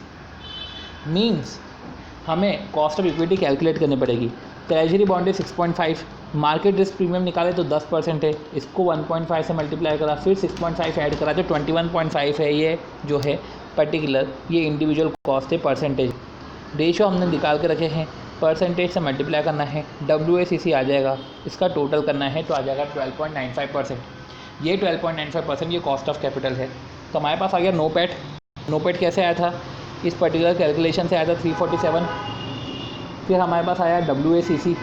अब हमको कैपिटल एम्प्लॉयड निकालना है। कैपिटल एम्प्लॉयड देख रखा है 2000, तो जो पर्टिकुलर 2000 है, 2000 को हमको किससे मल्टीप्लाई करना है, 12.95% से मल्टीप्लाई करना है। 259, ये 259 हमने माइनस किया तो आया इकोनॉमिक वैल्यू एडेड 88। आती है बात इलस्ट्रेशन नंबर 3 की। The following information is given: PAT, interest, equity share capital accumulated surplus share holder fund. तो शेयर होल्डर फंड में सब दे के रखा है, तो हमें जब इक्विटी शेयर कैपिटल पे ध्यान नहीं देना, हमको तो वैसे भी शेयर होल्डर फंड पे ध्यान देना है, मतलब हमको ये चीज़ें देखनी है। लोन दे के रखा है तो सोर्स ऑफ फाइनेंस एक ये भी हो गया। पैट हमको दे के रखा है, इंटरेस्ट को हम 1 - T कर लेंगे। लॉन्ग टर्म फंड्स, ठीक है। मार्केट कैपिटलाइजेशन अभी इसकी हमको ज़रूरत नहीं पड़ेगी, ये क्या है, इसकी ज़रूरत तो हमको पड़ेगी ही नहीं, मार्केट कैप की तो बात ही नहीं है, मार्केट वैल्यू एडेड तो हम निकाल नहीं रहे हैं। फिर आती है risk free rate. Risk free rate से हम समझ जाते हैं कि भैया अगर रिस्क फ्री रेट बोल रहे हैं मतलब कि ये कॉस्ट ऑफ इक्विटी हमको कैलकुलेट करना पड़ सकता है CAPM मॉडल से। लॉन्ग टर्म मार्केट रेट दे के रखा है 15.50%, इफेक्टिव टैक्स रेट दे के रखा है 25% और बीटा दे के रखा है। अब जब बीटा फ्यू ईयर्स का इतना सारा दे के रखा है तो हमको एक हाईएस्ट बीटा देखना पड़ेगा 1.10। अब सिंपल सी बात है, हम सबसे पहले नोपैड कैलकुलेट करेंगे और नोपैड कैलकुलेट करने का फॉर्मूला सिंपल है कि 205.90 है। अब इंटरेस्ट को आफ्टर टैक्स करना है, मतलब इंटरेस्ट को 1 - T करना है। तो इंटरेस्ट को कर देते हैं हम 1 - T, तो इंटरेस्ट को 1 - T कर देते हैं। तो इंटरेस्ट है 4.85 को 1 - T मतलब टैक्स कितना है 25%, इसको 0.75 कर दो, 3.6375 हो गया। तो 4.85 इंटू 0.75 तो 3.6375, इसको 205.90 से मल्टीप्लाई किया तो 209.5375 मतलब 209.54 जो है हमारा, ये हमारा आया इंटरेस्ट, ठीक है। ये हमारा आया, सॉरी नोपैट आया। तो नोपैट हमने कैलकुलेट किया। तो अब हमको निकालना है कैपिटल एम्प्लॉयड। इससे पहले हम weighted average cost of capital निकाल लेते हैं। सबसे पहले जो हमारे जो अमाउंट है, कॉस्ट का जो अमाउंट है वो अमाउंट हम लिख लेते हैं कि देखो हमको अगर इंटरेस्ट पे करना है तो बेटर है कि हम अमाउंट की जगह हम डायरेक्ट परसेंटेज ही कैलकुलेट करें, बट हमने 4 कॉलम बना के रखे हैं। तो हम सोर्स ऑफ फाइनेंस देखते हैं कि हमारे पास सोर्स ऑफ फाइनेंस क्या है। एक तो डेब्ट है, तो हम जो क्रोनोलॉजी में चलते हैं कि पहले आता है इक्विटी, मतलब आता है पहले शेयर होल्डर फंड, फिर इधर प्रेफरेंस शेयर की बात नहीं करके रखे हैं, उसके बाद डायरेक्ट डेब्ट की बात करके रखे हैं। अमाउंट जो है सोर्स ऑफ फाइनेंस का, वह अमाउंट कितना है, वह अमाउंट है सबसे पहले 740 और डेप्ट है, जो डेप्ट है वो डेप्ट है कितना है, वो डेप्ट है 37 का। तो 740 और 37 मतलब हमारे पास टोटल कैपिटल एम्प्लॉयड है 777। जो कॉस्ट है वो कॉस्ट कितनी है, तो कॉस्ट देखा जाए तो सबसे पहले cost of equity share capital निकालनी पड़ेगी, ठीक है। तो cost of equity share capital मतलब कॉस्ट ऑफ इक्विटी कैपिटल हमको देखना पड़ेगा, जो 12% है। रिस्क प्रीमियम कैलकुलेट करते हैं, 15.5 लॉन्ग टर्म मार्केट रेट है और रिस्क फ्री रेट मतलब 3.5 का प्रीमियम है इंटू 1.1 जो हमारे पास बीटा है, उसको मल्टीप्लाई करा प्लस 12 करा तो ये आया 15.85। तो क्या 15.85 शो कर रहा है, तो हमको ये देखना पड़ेगा, हाँ ये 15.85 दिखा रहा है। तो हमें 15.85 जो है कॉस्ट ऑफ इक्विटी कैपिटल में लिखना है। फिर बात आती है कॉस्ट ऑफ डेप्ट की। तो डेप्ट में हमको समझना पड़ेगा कि डेप्ट में क्या है। डेप्ट में पर्टिकुलर इंटरेस्ट कितना है हमारा 4.85 है, इसको मल्टीप्लाई करेंगे किससे, आफ्टर टैक्स करेंगे इसको पहले, ठीक है। तो 4.85 जो है 4.85 है, अगर इसको हम परसेंटेज वैल्यू में कैलकुलेट करें तो डिवाइड बाय हमको करना पड़ेगा 37, फिर इसको करना पड़ेगा आफ्टर टैक्स। तो जो हमारा आया 13.10, इसको हमने आफ्टर टैक्स करा और आफ्टर टैक्स का मतलब है इंटू हमने करा 0.75, तो आया 9.825 मतलब 9.83। तो इधर आया हमारा इंटरेस्ट आफ्टर टैक्स आया 9.83। अब ये हमने कैलकुलेशन करे, अब हमें वेट भी निकालना है सोर्स ऑफ फंड का। तो 740 जो हमारा इक्विटी वेट है डिवाइड बाय 777, ये आया 0.952, ये आया 0.952 और रेस्ट ऑफ द पोर्शन है 0.0476 है, वो आया है डेप्ट का, क्योंकि हमको टोटल में 1 करना है। Weight total must be 1। अब इस तरीके से हमने जो है weighted average cost of capital निकाला, जो आया है 15.56%। हमने नोपैट निकाल के रखा है, नोपैट है 209.54। फिर हमने जो है WACC निकाल लिया है, कैपिटल एम्प्लॉयड तो दे के रखा है 777। तो हम अगर 777 में weighted average cost of capital जो 15.56 है उसको मल्टीप्लाई करते हैं तो 120.90 आता है, और जिसको हम नोपैट से माइनस करें तो नो पैड क्या होता है? तो नो पैड है 209.54, अगर इससे हम माइनस करें तो 88.64 आ जाता है, जो है हमारा इकोनॉमिक वैल्यू एडेड, राइट। तो इस तरीके से जो है हमारे जो क्वेश्चंस है, जो इकोनॉमिक वैल्यू एडेड के क्वेश्चंस थे वो ओवर होते हैं, ये स्टडी मैट के क्वेश्चंस ओवर होते हैं। तो यही हमने पढ़ा था कि जो बीटा का देख रखा है, बीटा का कॉन्सेप्ट पढ़ा था कि जब एक से ज़्यादा बीटा हो तो हमें हाईएस्ट बीटा को चूज़ करना है। इस तरीके से हमने जो है यूनिट 2 में इकोनॉमिक वैल्यू एडेड के क्वेश्चन हमने करे हैं ओवर। अब आती है बात इसके पीएम के क्वेश्चन करने की, तो एक बार पीएम के क्वेश्चन इसके देख लेते हैं। अब पीएम में जो है इन्होंने economic value added and market value added को एक साथ देख रखा है, तो हम जो है इकोनॉमिक वैल्यू एडेड और मार्केट वैल्यू एडेड को एक साथ ही पढ़ लेंगे। तो इसके पहले हमको मार्केट वैल्यू एडेड के कुछ नोट्स समझने पड़ेंगे। एक पेज के नोट से हमको ये देखना पड़ेगा कि मार्केट वैल्यू एडेड में क्या बोला जाता है, ठीक है। फिर हम जो है क्वेश्चन स्टार्ट करते हैं हमारा। तो मार्केट वैल्यू एडेड, हम आते हैं नोट्स पे। नोट्स में ये बोला गया है कि मार्केट वैल्यू एडेड का मतलब क्या है। हाँ, it's a difference between current market value of firm and capital contributed bye investor. तो जो कैपिटल है और उसकी मार्केट वैल्यू, तो जो उसकी बुक वैल्यू है और मार्केट वैल्यू के बीच में जो डिफरेंस है उसको बोलते हैं मार्केट वैल्यू एडेड। तो current market value of firm and capital contributed by the investor. In short इसको ऐसा भी समझ सकते हैं कि it's a difference between current market value of firm and capital contributed bye investor. तो ये तो मार्केट वैल्यू एडेड है ही, और हम उसको ऐसे भी कैलकुलेट कर सकते हैं कि जो फ्यूचर की इकोनॉमिक वैल्यू एडेड है उसका क्यूमुलेटिव कर लो। फ्यूचर के जो इकोनॉमिक वैल्यू एडेड है इसको अगर हमने प्रेजेंट वैल्यू निकाली इसकी, तो एक तरीके से वो मार्केट वैल्यू एडेड है। फ्यूचर में जो हमको एडिशन मिलने वाला है, फ्यूचर में जो पर्टिकुलर हमको एडिशंस मिलने वाले हैं, इसको हमने क्यूमुलेट कर लिया, हमने उसकी प्रेजेंट वैल्यू निकाल के इसको क्यूमुलेट कर लिया, तो ये आती है मार्केट वैल्यू एडेड। अब फॉर्मूला मार्केट वैल्यू एडेड क्या है? Market value of the firm और amount invested in the firm. There is no market value in case of reserve and statutory fund. अगर देखा जाए तो रिजर्व और स्टैट्यूटरी फंड का कोई मार्केट वैल्यू थोड़ी ना होता है। मार्केट वैल्यू रिजर्व और स्टैट्यूटरी फंड का तो होता नहीं है, hence it will always be on amount invested. जब रिजर्व एंड स्टैट्यूटरी फंड, इसका कोई मार्केट वैल्यू नहीं होता है, इसकी तो सिर्फ बुक वैल्यू ही रहती है। तो जब हम मार्केट वैल्यू कैलकुलेट करते हैं तो मार्केट वैल्यू में रिजर्व और स्टैट्यूटरी फंड को नहीं लिया जाता है। तो हम एक मार्केट वैल्यू कैलकुलेशन करेंगे और अमाउंट इन्वेस्टेड इन फर्म कैलकुलेट करेंगे। फिर difference between EVA and MVA क्या है? MVA जो है वो होलिस्टिक चलता है, वो तो कंपनी एज अ होल देखता है। EVA जो है वो हर साल का देखता है।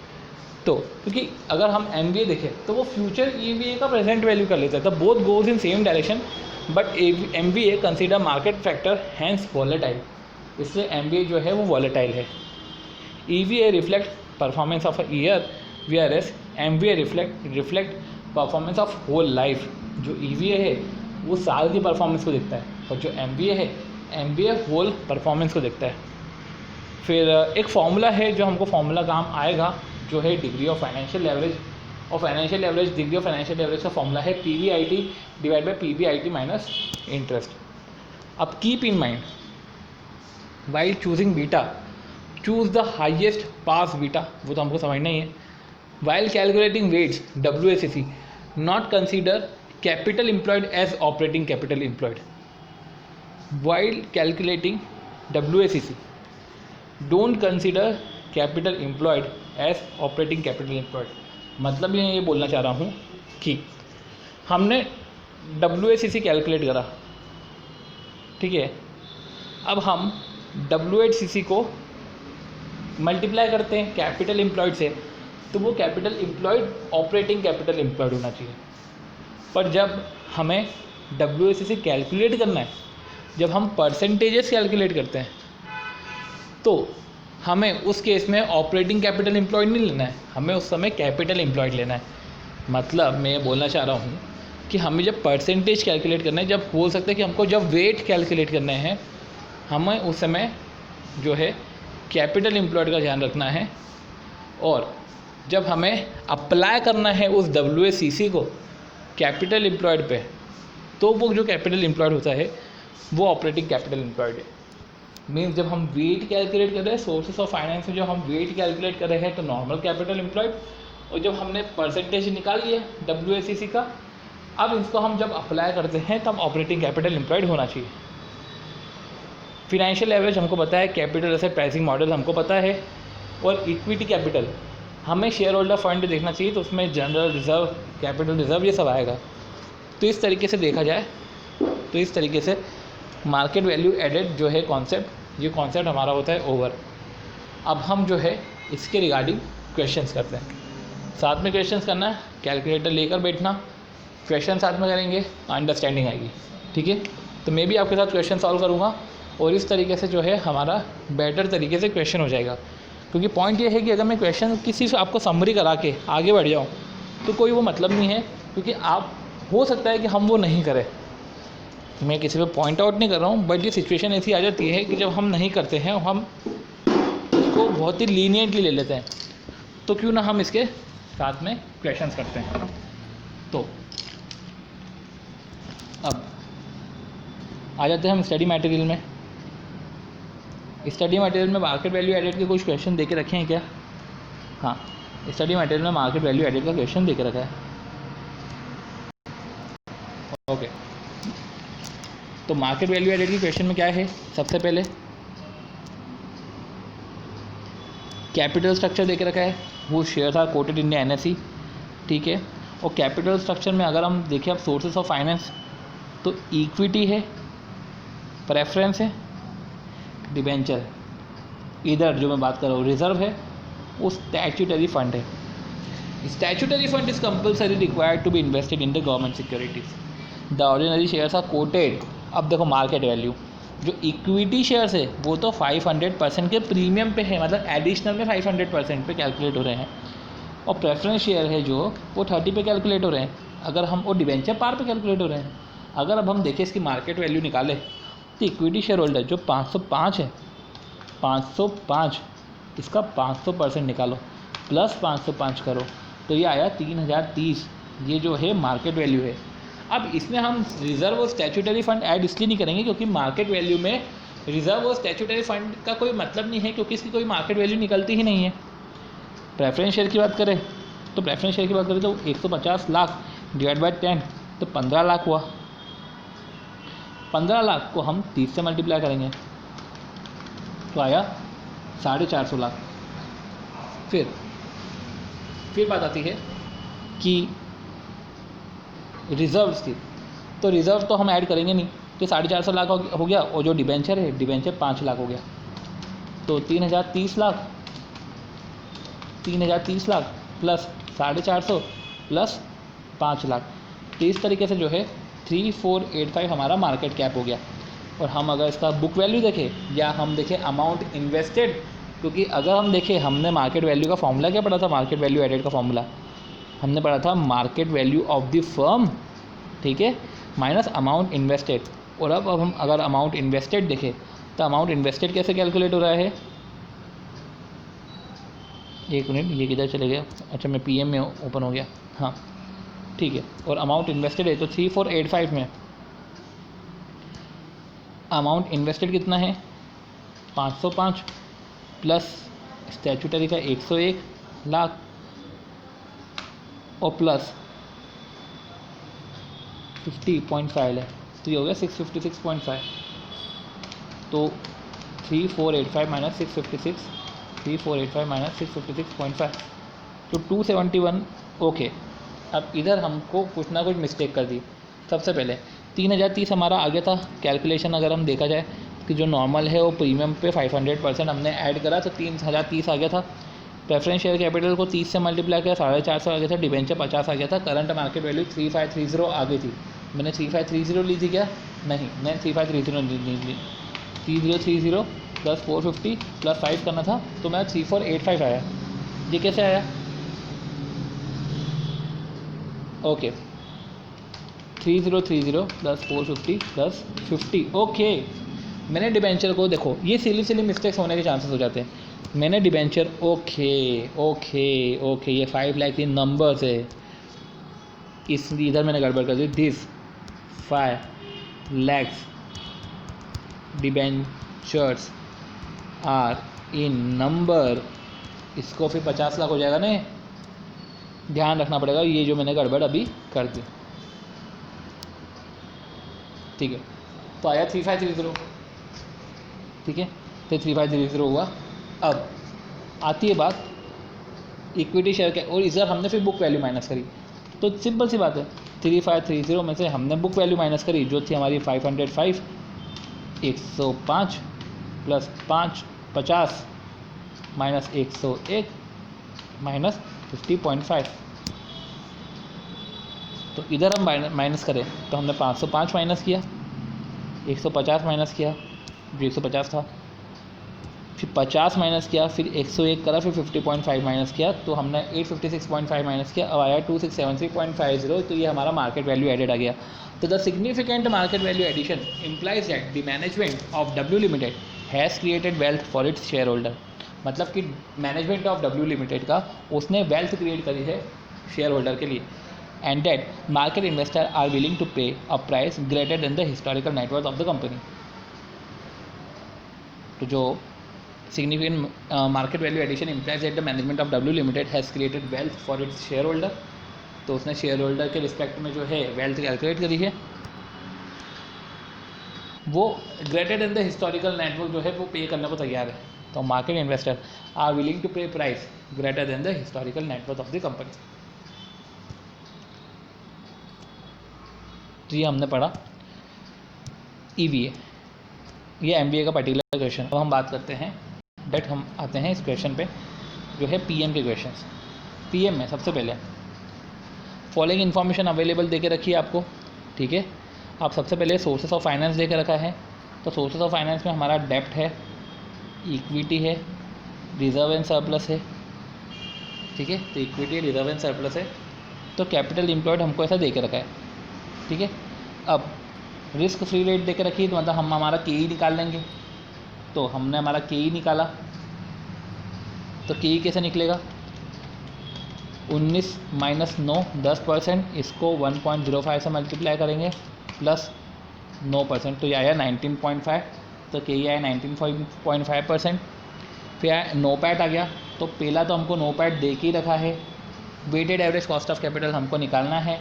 KD जो दे के रखा है 12% दे के रखा है, पर टैक्स रेट 30% है, तो 12% को 70% से मल्टीप्लाई करो तो 8.4% है, वो है KD। तो हमें अब वेट निकालने हैं, तो हम वेट निकालें तो देखा जाए तो 2000 का वेट हम देखें तो 2000 डिवाइड बाई 10,000 20%, वो उसका आया है 80%। अब 20% पे जो KD है वो 8.4% है, 80% जो शेयर होल्डर फंड है उसका है 19.5%।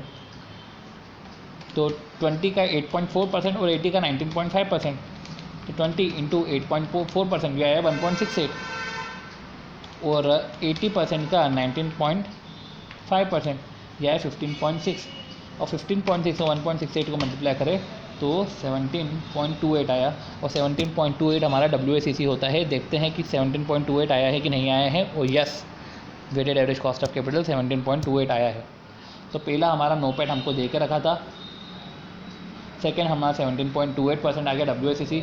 थर्ड जो कैलकुलेट करने का है वो कैपिटल एम्प्लॉयड है जो कि है 10,000। अब 10,000 में हम 17.28 से % से मल्टीप्लाई करें तो 1728 है।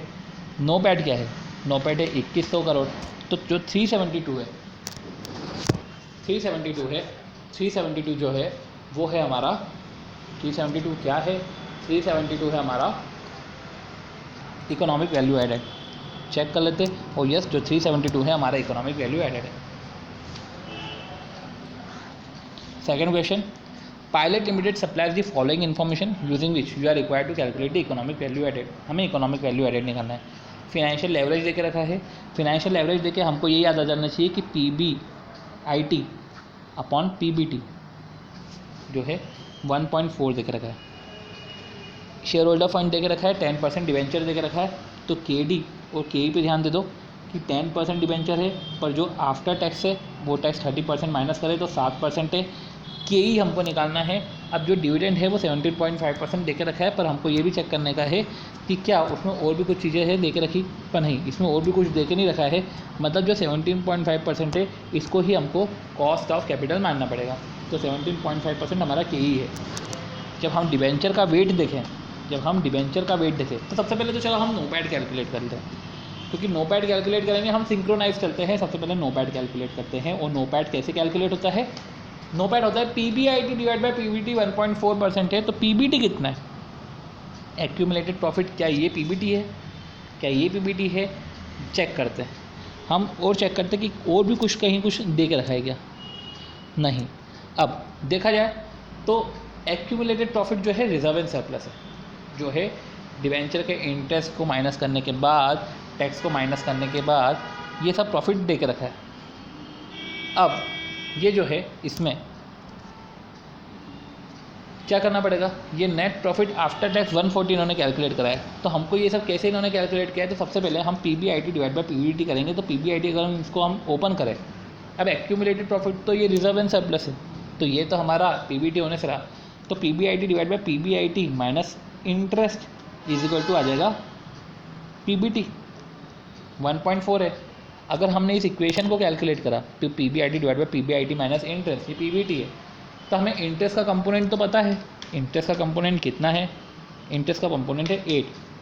तो इधर 80, तो इंटरेस्ट का कंपोनेंट 80 कैसे निकल गया? 80 लाख तो नंबर है, इधर वापस से बात आती है कि 80 लाख नंबर है। तो 80 लाख नंबर से इसको 10 से मल्टीप्लाई किया, इसका 10% निकाला तो 80 आया। और 80 ये जो है इंटरेस्ट है, तो PBIT माइनस इंटरेस्ट हमने करा तो ये आया है। हमको सिर्फ PBIT निकालना है, तो हमने PBIT निकाल लिया। हमने इंटरेस्ट निकाल लिया तो PBT निकल गया।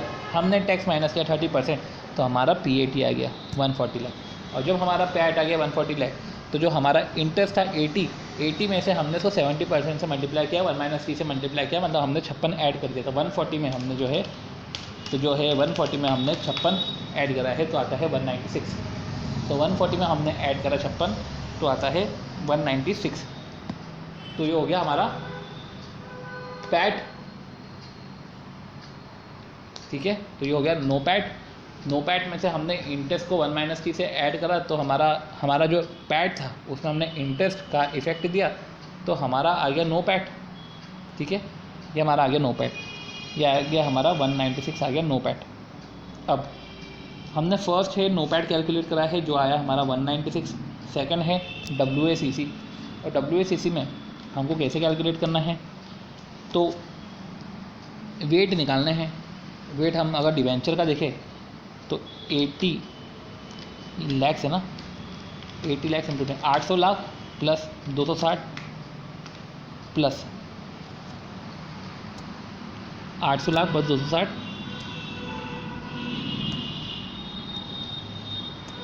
अब हमको वेट कैलकुलेट करना है। वेट में हमको 34,000 इंटू 1000 एक, ये है 340 लाख। तो 340 लाख प्लस 260 प्लस 80, तो 340 प्लस 260 प्लस 80 क्या है? 680 लाख। और जब 680 लाख की बात आती है तो 680 लाख में से हमने क्या माइनस किया? 680 लाख में से 680 लाख का हमको अब वेट निकालना है। तो 80 डिवाइड बाय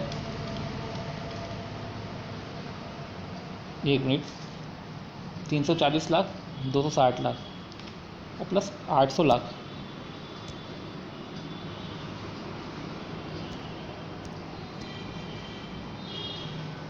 राइट, तो हमको 800 लाख देखना पड़ेगा।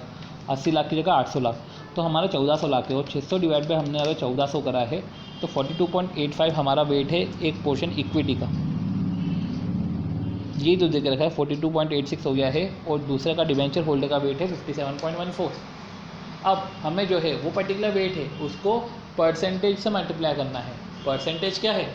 परसेंटेज अगर हम इक्विटी में देखें तो 7% है, और अगर हम देखें इक्विटी में देखें तो 17.5% है, और डेब्ट में देखें तो 7% है। इसको हम जब मल्टीप्लाई करके क्यूमुलेट करते हैं तो weighted average cost of capital आता है। तो weighted average cost of capital आता है इस केस में। और जब weighted average cost of capital आया तो हमें ये देखना पड़ेगा कि हमारा नोपैड कैलकुलेट हो गया है, हमारा weighted average cost of capital हो गया है, इसको कैपिटल एम्प्लॉयड से मल्टीप्लाई कर लेते हैं। तो कैपिटल एम्प्लॉयड क्या है? कैपिटल एम्प्लॉयड से हम कैसे मल्टीप्लाई कर सकते हैं? कैपिटल एम्प्लॉयड है हमारा 34,000 into 1000 plus 260 lakh plus 800 lakh, तो ये आया हमारा 14,000 लाख। तो हमने अगर देखा तो अगर हम देखें कि 14,000 लाख से जो हमारा वो हमारा है वेटेड एवरेज, ये हमारा कैपिटल एम्प्लॉयड है। और कैपिटल एम्प्लॉयड को हमने weighted average cost of capital से मल्टीप्लाई करा तो हमारा आया है 161 लाख। सिंस हमारा जो नो पैट है वो दे के रखा हुआ था जो है 196 lakh, return to the providers of the fund, means हम बोल सकते हैं नो पैट। हमने फिर में कॉस्ट ऑफ कैपिटल माइनस किया तो इकोनॉमिक वैल्यू एडेड आया 35। इस तरीके से जो है हमारा EVA कैलकुलेट होता है। फिर आती है बात question 15, from the following information of Vinod limited computed the economic value added. इधर भी हमको इकोनॉमिक वैल्यू एडेड कैलकुलेट करना है। अब सबसे पहले नो पैट देखते हैं। नो पैट की बात करके रखी क्या, तो हाँ profit before interest and tax 2,000 lakh दे के रखा है। 2,000 लाख में से हम पहले इंटरेस्ट माइनस करते हैं। इंटरेस्ट माइनस करते हैं तो sorry interest profit before interest and tax है, तो PBIT दे के रखा है, जो है PBIT है वो 2,000 लाख है। अब इसमें से हमने इंटरेस्ट माइनस करा वो है 40 लाख, तो ये आया 1960 लाख। फिर इसमें हमने टैक्स माइनस किया तो 1960 में इसका 30% कितना हुआ 588। हमने 588 माइनस किया माइनस 1960, तो 1960 माइनस 588 ये आया 1372, तो ये आया पैट। अब पैट में हमने क्या ऐड करा? पैट में हमने इंटरेस्ट ऐड करा 1 माइनस टी। पैट में हमने इंटरेस्ट ऐड करा जो है 40 लाख का 1 माइनस टी मतलब 70%, वो है 28। तो 1372 प्लस 28 ये है 1400, तो 1400 हो गया। अब ये जो 1400 है ये क्या है? ये है हमारा नो पैट। ये हमारा 1400 कैलकुलेट हो गया, तो ये हमारा नो पैट आ गया 1400। फिर बात आती है कि नो पैट के बाद दूसरा पॉइंट क्या आता है? दूसरा पॉइंट आता है नो पैट के बाद, दूसरा पॉइंट आता है नो पैट के बाद weighted average cost of capital. और जब weighted average cost of capital निकालना है तो हमें सोर्स ऑफ फंड लिखने पड़ेंगे। सोर्स ऑफ फंड हमारे पास शेयर होल्डर फंड है, जिसमें शेयर कैपिटल आ जाएगा प्लस रिजर्व एंड सरप्लस आ जाएगा, फिर डेप्ट आएगा, ये दो चीज़ आ गई। ये सोर्स ऑफ फंड है। अमाउंट में है 6,000 और 400, ठीक है। और फिर परसेंटेज की बात करें तो शेयर होल्डर फंड का जो परसेंटेज है, मतलब हमको एक तरीके से निकालना है, हम वेट ही निकाल लेते हैं हम डायरेक्ट। तो 6,000 डिवाइड बाई 6,400, सिंपल सी बात है। तो 6,000 डिवाइड बाई 6,400 ये आया 93.75। तो 93.75 जो है, तो 93.75 जो है वो 93.75 है, वेट है।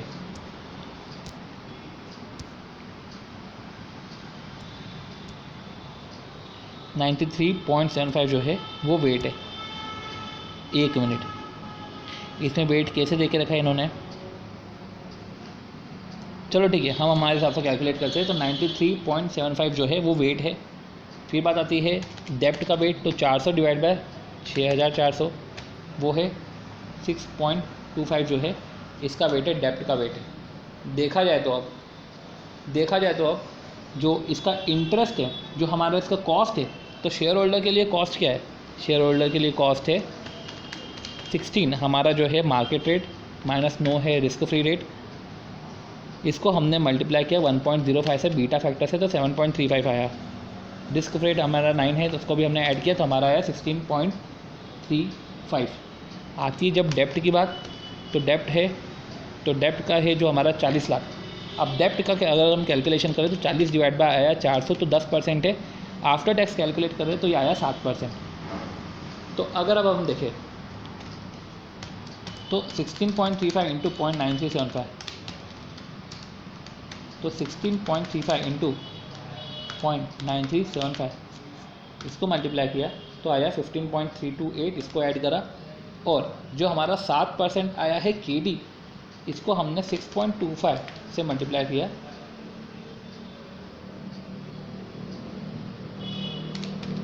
एक मिनट, तो 16.35%, इसको 0.9375 से मल्टीप्लाई किया तो हमारा 15.328 आया, और 7 को जो है हमने इंटू करा 0.0625 से, तो फिर जो आया वो 0.4375 आया, इसको ऐड करा तो 15.76 जो है हमारा परसेंटेज आ रहा है, और यही जो है 15.77 इधर दिखा रहा है। तो हमारा second weighted average cost of capital भी आ गया।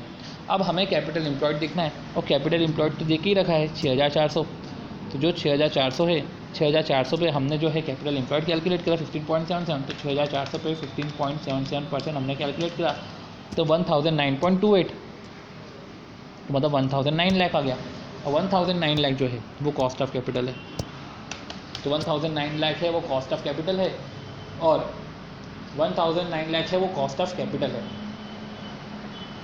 और जो हमारा नो पैट है, वो नो पैट क्या था, वो नो पैट तो हमने निकाल ही लिया था। जो नो पैट है पर्टिकुलर, वो नो पैट तो हमने निकाल लिया था, और वो क्या था, वो था 1400, तो 1400 और 1009.28, तो इसे आया इकोनॉमिक वैल्यू एडेड। तो ये एक तरीके से हमने कैलकुलेशन कर लिया। तो स्टेप वाइज ही कैलकुलेट करना है, इतना कुछ खास नहीं है, बट हाँ हमें फ्लुएंट बनना है, तो फ्लुएंट के लिए थोड़ा बहुत तो प्रैक्टिस करें, थोड़ा बहुत ज़्यादा ही प्रैक्टिस करनी पड़ेगी, तभी तो जाके हम फ्लुएंट होंगे। तो इस तरीके से अभी तो है क्वेश्चंस, देखा जाए तो अभी और क्वेश्चन थे 19 क्वेश्चन है, तो अभी हमको 5 क्वेश्चन और करने के, ठीक है, तो करते हैं, साथ में बैठे हैं तो कर लेते हैं, अदरवाइज़ वो नहीं भी होते हैं। अब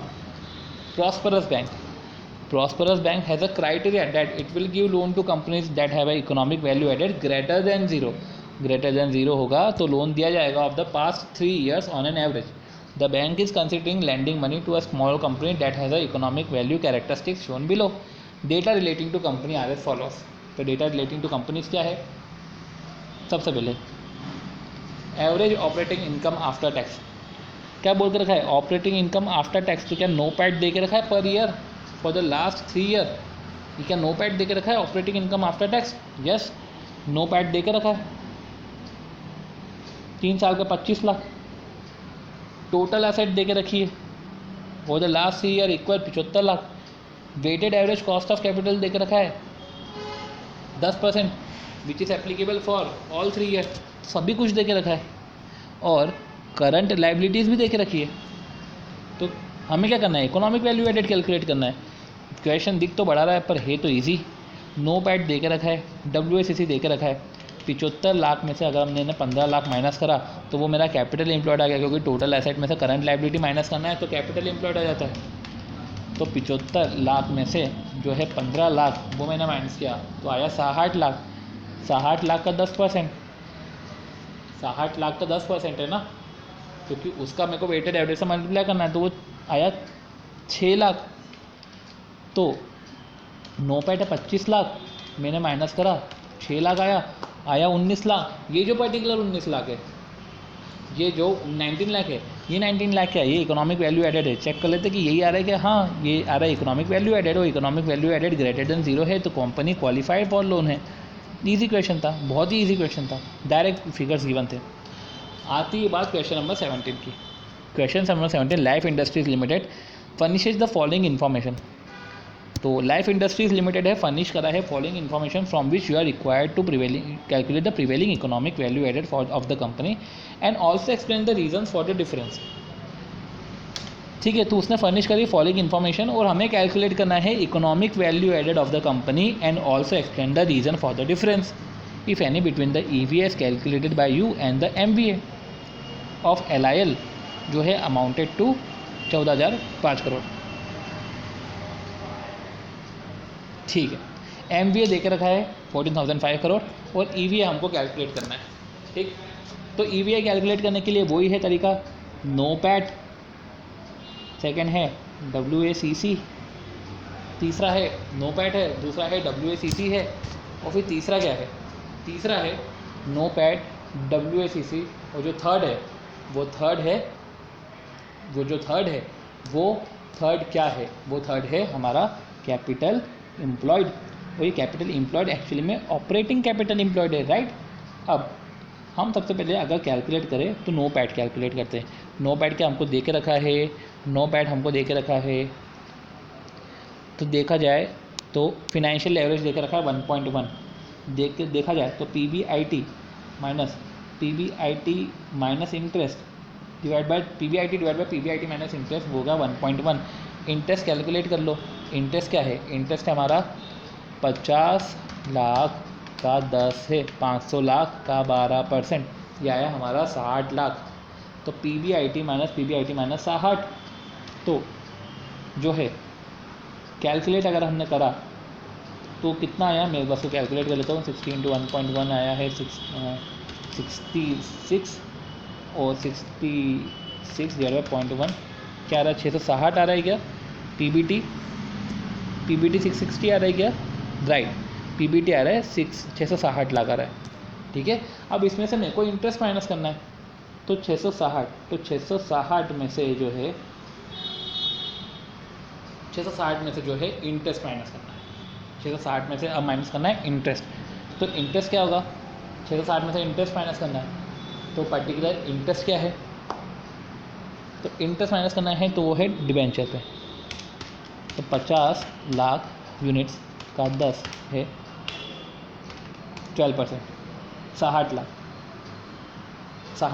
तो 600 लाख में से हमने 60 लाख माइनस करा तो इंटरेस्ट आया 600 लाख, यह है 600 लाख, यह आ गया, ठीक है। अब ये इंटरेस्ट माइनस किया, अब हमें टैक्स माइनस करना है। टैक्स कितना माइनस करेंगे, 30% माइनस करेंगे। टैक्स हमने 30% माइनस करा तो 600 का 70% आया 420, ठीक है। ये 420 लाख हुआ, ये 420 लाख हुआ, तो ये हमारा है प्रॉफिट आफ्टर टैक्स 420 लाख, ठीक है। अब इसमें हम नो पैड निकालना है हमको, तो इंटरेस्ट को 1 - 3 से मल्टीप्लाई करेंगे। तो 50 अगर हम देखें 50 लाख का 10 से मल्टीप्लाई करा, 12% करा, इसको आफ्टर टैक्स करेंगे, इसको 70% से मल्टीप्लाई करा तो 42 लाख आया। तो हमने इंटरेस्ट में 1 - 3 को मल्टीप्लाई करके ऐड बैक करा तो 462 लाख आया। 462 लाख आया तो सिंपल सी बात है, हमको ये समझ में आ गया कि जो नो पैट है वो 462 लाख है, ठीक है। ये नो पैट है 462 लाख। हमको अब WACC कैलकुलेट करना है। WACC कैलकुलेट करना है, वो कैसे कैलकुलेट होगा, तो सिंपल सी बात है, सोर्स ऑफ फाइनेंस हमने चेक करा, सोर्स ऑफ फाइनेंस है, सोर्स ऑफ फाइनेंस हमारा शेयर है, डिबेंचर है, ठीक है। अब शेयर होल्डर्स फंड में अगर हम देखें तो 158200 मल्टीप्लाई बाय 1000 तो 1582 लैक्स आ गया, प्लस इसमें सिक्योरिटी प्रीमियम जो है 155 और ये सब रिजर्व ऐड करेंगे तो 1582 प्लस सिक्योरिटी प्रीमियम है 155, फ्री रिजर्व है 154 और 109 है कैपिटल रिजर्व, तो ये आया 2000। फिर आता है डिवेंचर। डिवेंचर की बात करें तो 50 लाख यूनिट है, 50 लाख यूनिट को 10 से मल्टीप्लाई करा तो 500 लाख है, ठीक है। अब जब बात आती है वेट की, तो हमने अभी वेट भी दे दिया, तो 2000 डिवाइड बाय 2500 80% है और ये 20% है। फिर हम इसका कॉस्ट कैलकुलेट करते हैं, जो शेयर होल्डर का कॉस्ट है, शेयर होल्डर का कॉस्ट है, तो शेयर होल्डर का कॉस्ट अगर हम देखें तो वो 15% है, और डिबेंचर का कॉस्ट देखें तो 12 का 70% है, तो 12 का 70% कितना हुआ, 8.4। तो अगर हम weighted average cost of capital निकालें तो 15% हमारा इसका कॉस्ट है, शेयर होल्डर्स का कॉस्ट है, इंटू 0.80 करा, और 8.4 है जो है हमारा डिवेंचर का कॉस्ट है, इसको हमने इसका 20% वेट है, इसको इससे मल्टीप्लाई करा तो आया हमारा 13.68। ये 13.68 एक्चुअली में देखा जाए तो ये 13.68 जो है, ये 13.68 ये रहा, ये 30.6 हमारा weighted average cost of capital है। हमको अब कैपिटल एम्प्लॉयड से ऐड करना है, कैपिटल एम्प्लॉयड में ऐड करना है तो हमको क्या बोलना पड़ेगा, कैपिटल एम्प्लॉयड में 1582 प्लस 155 हमने security premium, free reserve, capital reserve, debenture holder fund है तो डिवेंचर होल्डर फंड हमने 500 और ऐड करना है, तो 2500 हमको 2500 पे हमने 13.68% कैलकुलेट करा, तो आया 342। तो जो पर्टिकुलर 342 है, ये 342 जो है वो है कैपिटल चार्ज, ये अपन बोल सकते हैं कॉस्ट ऑफ कैपिटल। तो जो हमारा नोपैट है, वो 462 है। 462 में से 342 हमने माइनस करा, तो आया जो हमारा इकोनॉमिक वैल्यू एडेड, तो हमारा इकोनॉमिक वैल्यू एडेड आया 120। इकोनॉमिक वैल्यू एडेड आया, वो आया 120। तो इस तरीके से हमने कैलकुलेट करा। अब मार्केट वैल्यू जो है वो तो 14,005 करोड़ है, मार्केट वैल्यू तो 14,005 करोड़ है, तो market value added of 14,005 crore is the difference between, ये क्या होता है मार्केट वैल्यू, वो difference between current market value and the capital provided by the fund contributor. While EVA measure the current earning efficiency, जो EVA है वो तो current की अर्निंग एफिशिएंसी को बताता है कि देखो करंट अर्निंग एफिशिएंसी मेरी ये है, पर जो मार्केट वैल्यू एडेड है वो तो बताता है कि फ्यूचर प्रोजेक्ट की अर्निंग की एफिशिएंसीज कितनी है। तो डिफरेंस बिटवीन EVA और MVA ये है कि MVA जो है वो फ्यूचर पोटेंशियल को भी कंट्रीब्यूट करता है, फ्यूचर पोटेंशियल को भी कंसीडर करता है, and may change from time to time based on the market sentiment. तो क्या बोल के रखा है कि value attributed to the future potential of the company, तो जो वैल्यू है attributed to the future potential of the company उसको भी टेक ऑन करता है। तो value attributed to the future potential of the company उसको कंसीडर करते हुए कैलकुलेट होता है, और वो चेंज हो सकता है मार्केट सेंटीमेंट्स के चेंज होने से। And in short market value added is the net present value of all future EVS। और इन शॉर्ट देखा जाए तो मार्केट वैल्यू एडेड जो है वो नेट प्रेजेंट वैल्यू है of all the future EVS। इस तरीके से जो है हमने हमारा पर्टिकुलर इकोनॉमिक वैल्यू एडेड का ये वाला क्वेश्चन भी ओवर करा है। आती ही बात क्वेश्चन नंबर 18 की। क्वेश्चन नंबर 18 को देखा जाए तो हमको क्या कैलकुलेट करना है, ले दे के वही बात दे के रखी है कि बीटा दे के रखा है, हमको बीटा कैलकुलेट करना रहेगा। हमें इकोनॉमिक वैल्यू एडेड इधर निकालना है। अक्षय गेट लगा दे।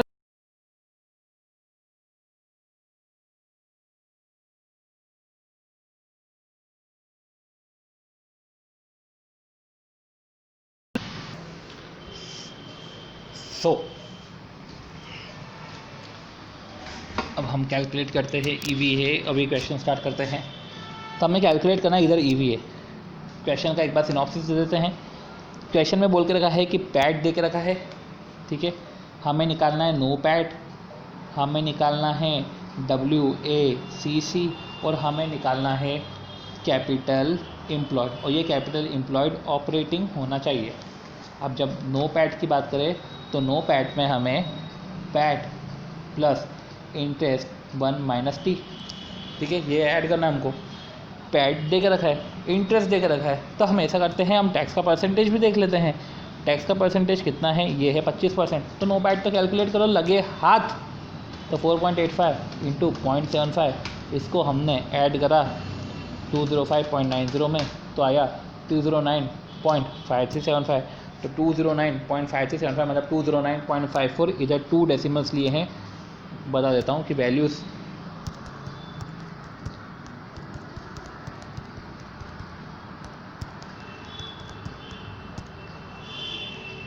ठीक है, तो values are taken in 2 decimals. तो इस तरीके से जो बात करके रखी है वो नोपैड की बात करके रखी है, ठीक है। कि नोपैड आ गया 209.54,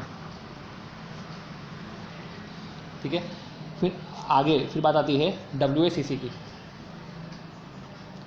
फिर WACC की बात कर आती है कि WACC कैसे कैलकुलेट होता है। तो हमें सबसे पहले सोर्सेज ऑफ फाइनेंस देखना है। सोर्सेज ऑफ फाइनेंस में हम ये देखेंगे कि हमारे पास शेयर होल्डर फंड है जो हमारे पास 740 है। उसके बाद हमारे पास जो है लोन है 37 का, तो 777 दे के रखा है हमको। अगर हमारा जो KD देखा जाए, जो पर्टिकुलर कॉस्ट देखा जाए, तो वो क्या है, हम अभी के अभी वेट भी कैलकुलेट कर लेते हैं। वेट क्या है, 740 डिवाइड बाय 777, ये है हमारा 9523। ये वेट में कितना ले रहे हैं, पर्टिकुलर 952 ले रहे हैं, ओके। तो 0.952 लिया, तो बचा हुआ 1 - 0.952 0.0476 जो है वो लोन का हो गया, वेट हो गया। अब परसेंटेज देखते हैं कॉस्ट का। तो परसेंटेज देखें,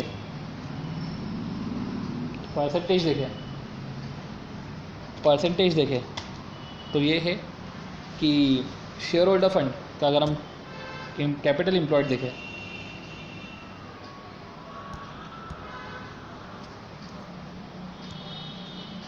शेयर होल्डर फंड का हम कैपिटल एम्प्लॉयड देखें,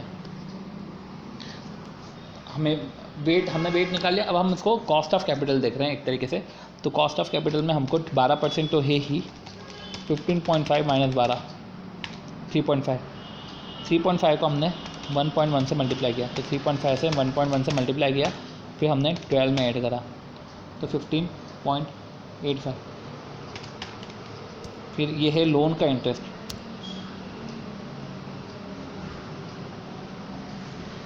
लोन में जो परसेंटेज है वो लोन का परसेंटेज कितना है, वो है 15.5, ठीक है। तो 0.952 इंटू 15.85, 0.952 इंटू 15.85, ठीक है। तो 0.952 इंटू 15.85 15.089, फिर 0.0476 इंटू 0.0476 जो है हमारा डेप्ट का, इसको हम कैलकुलेट करते हैं, इसका इंटरेस्ट कैलकुलेट करते हैं। तो इसमें जो इंटरेस्ट है वो इंटरेस्ट कितना होगा, 0.0476। ये तो वेट है। अगर हम देखें इसका पर्टिकुलर इंटरेस्ट कैलकुलेशन का, तो इंटरेस्ट कितना है 4.78 को, जो अगर हम 4.78 को पर्टिकुलर इसको अगर हम लॉन्ग टर्म लोन से डिवाइड बाय 37 तो आया 12.91। देखते हैं कि क्या यही कंसीडर कर रहे हैं कि नहीं कर रहे। 12.91 को इन्होंने फिर जो कंसीडर करा है, इसको आफ्टर टैक्स लेना है तो इसको 0.75 करना पड़ेगा, तो 9.6825।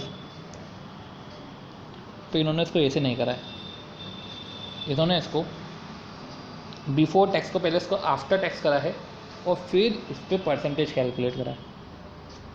तो जो हमारा है 37 लॉन्ग टर्म, तो उस पर जो rate of interest on debenture is taken net of 30%। एक मिनट,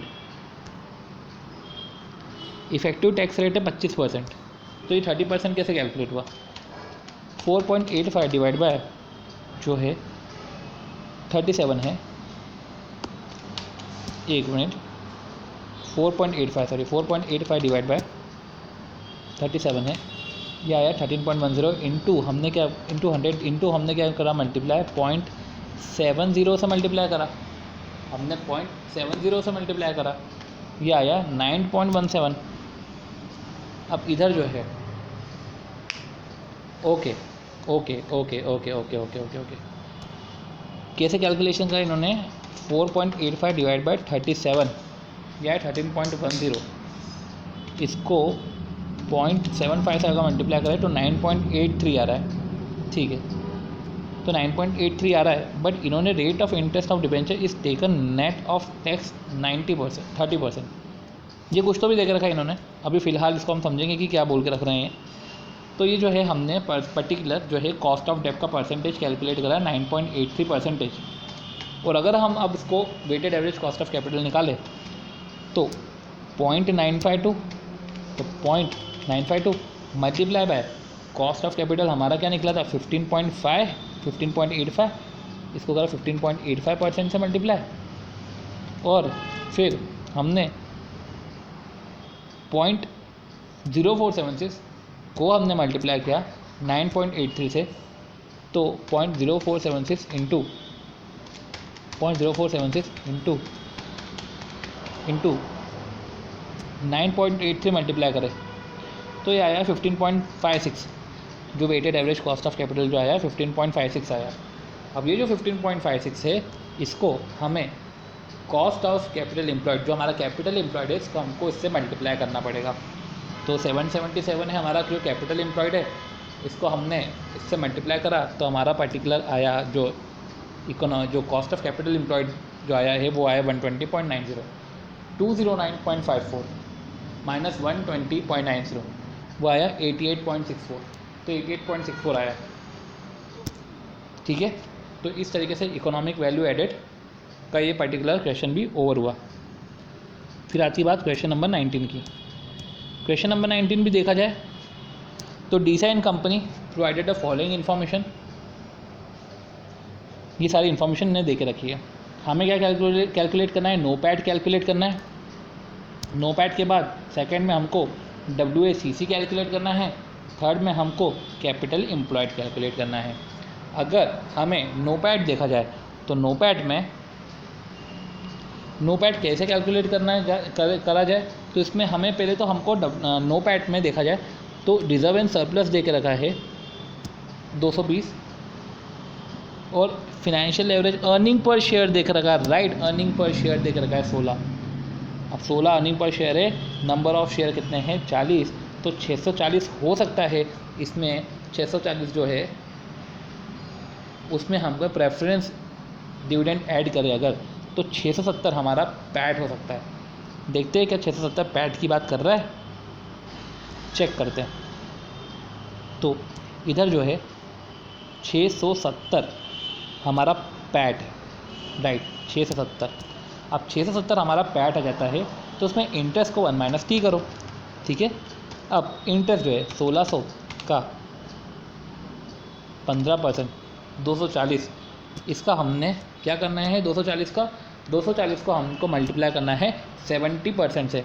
240 को मल्टीप्लाई करना है हमको 70% से 168, तो आता है 670 प्लस 168, यह आया है 838। अब 838 आया, राइट, 838 आया। ये जो हमारा आया नोपैड, पर हमको ये देखना पड़ेगा कि क्या कुछ इसके अलावा भी कुछ है, क्योंकि हमने तो अभी इंटरेस्ट का ही इफेक्ट दिया है। हमको ये देखना है कि उसके अलावा भी कुछ है कि नहीं है। तो अगर देखा जाए तो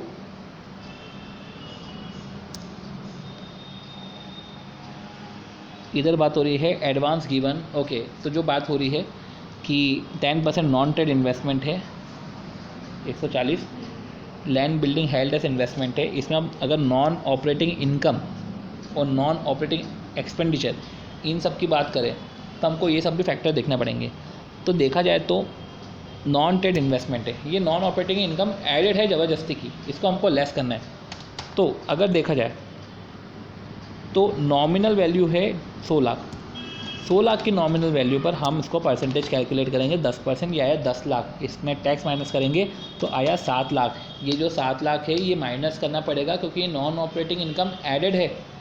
पॉइंट ये है कि हमको नॉमिनल वैल्यू पे कैलकुलेट करना है, तो ये हमको पर्टिकुलर चीज़ें माइनस करनी पड़ेगी। तो 831 जो है हमारा कैपिटल एम्प्लॉयड आएगा।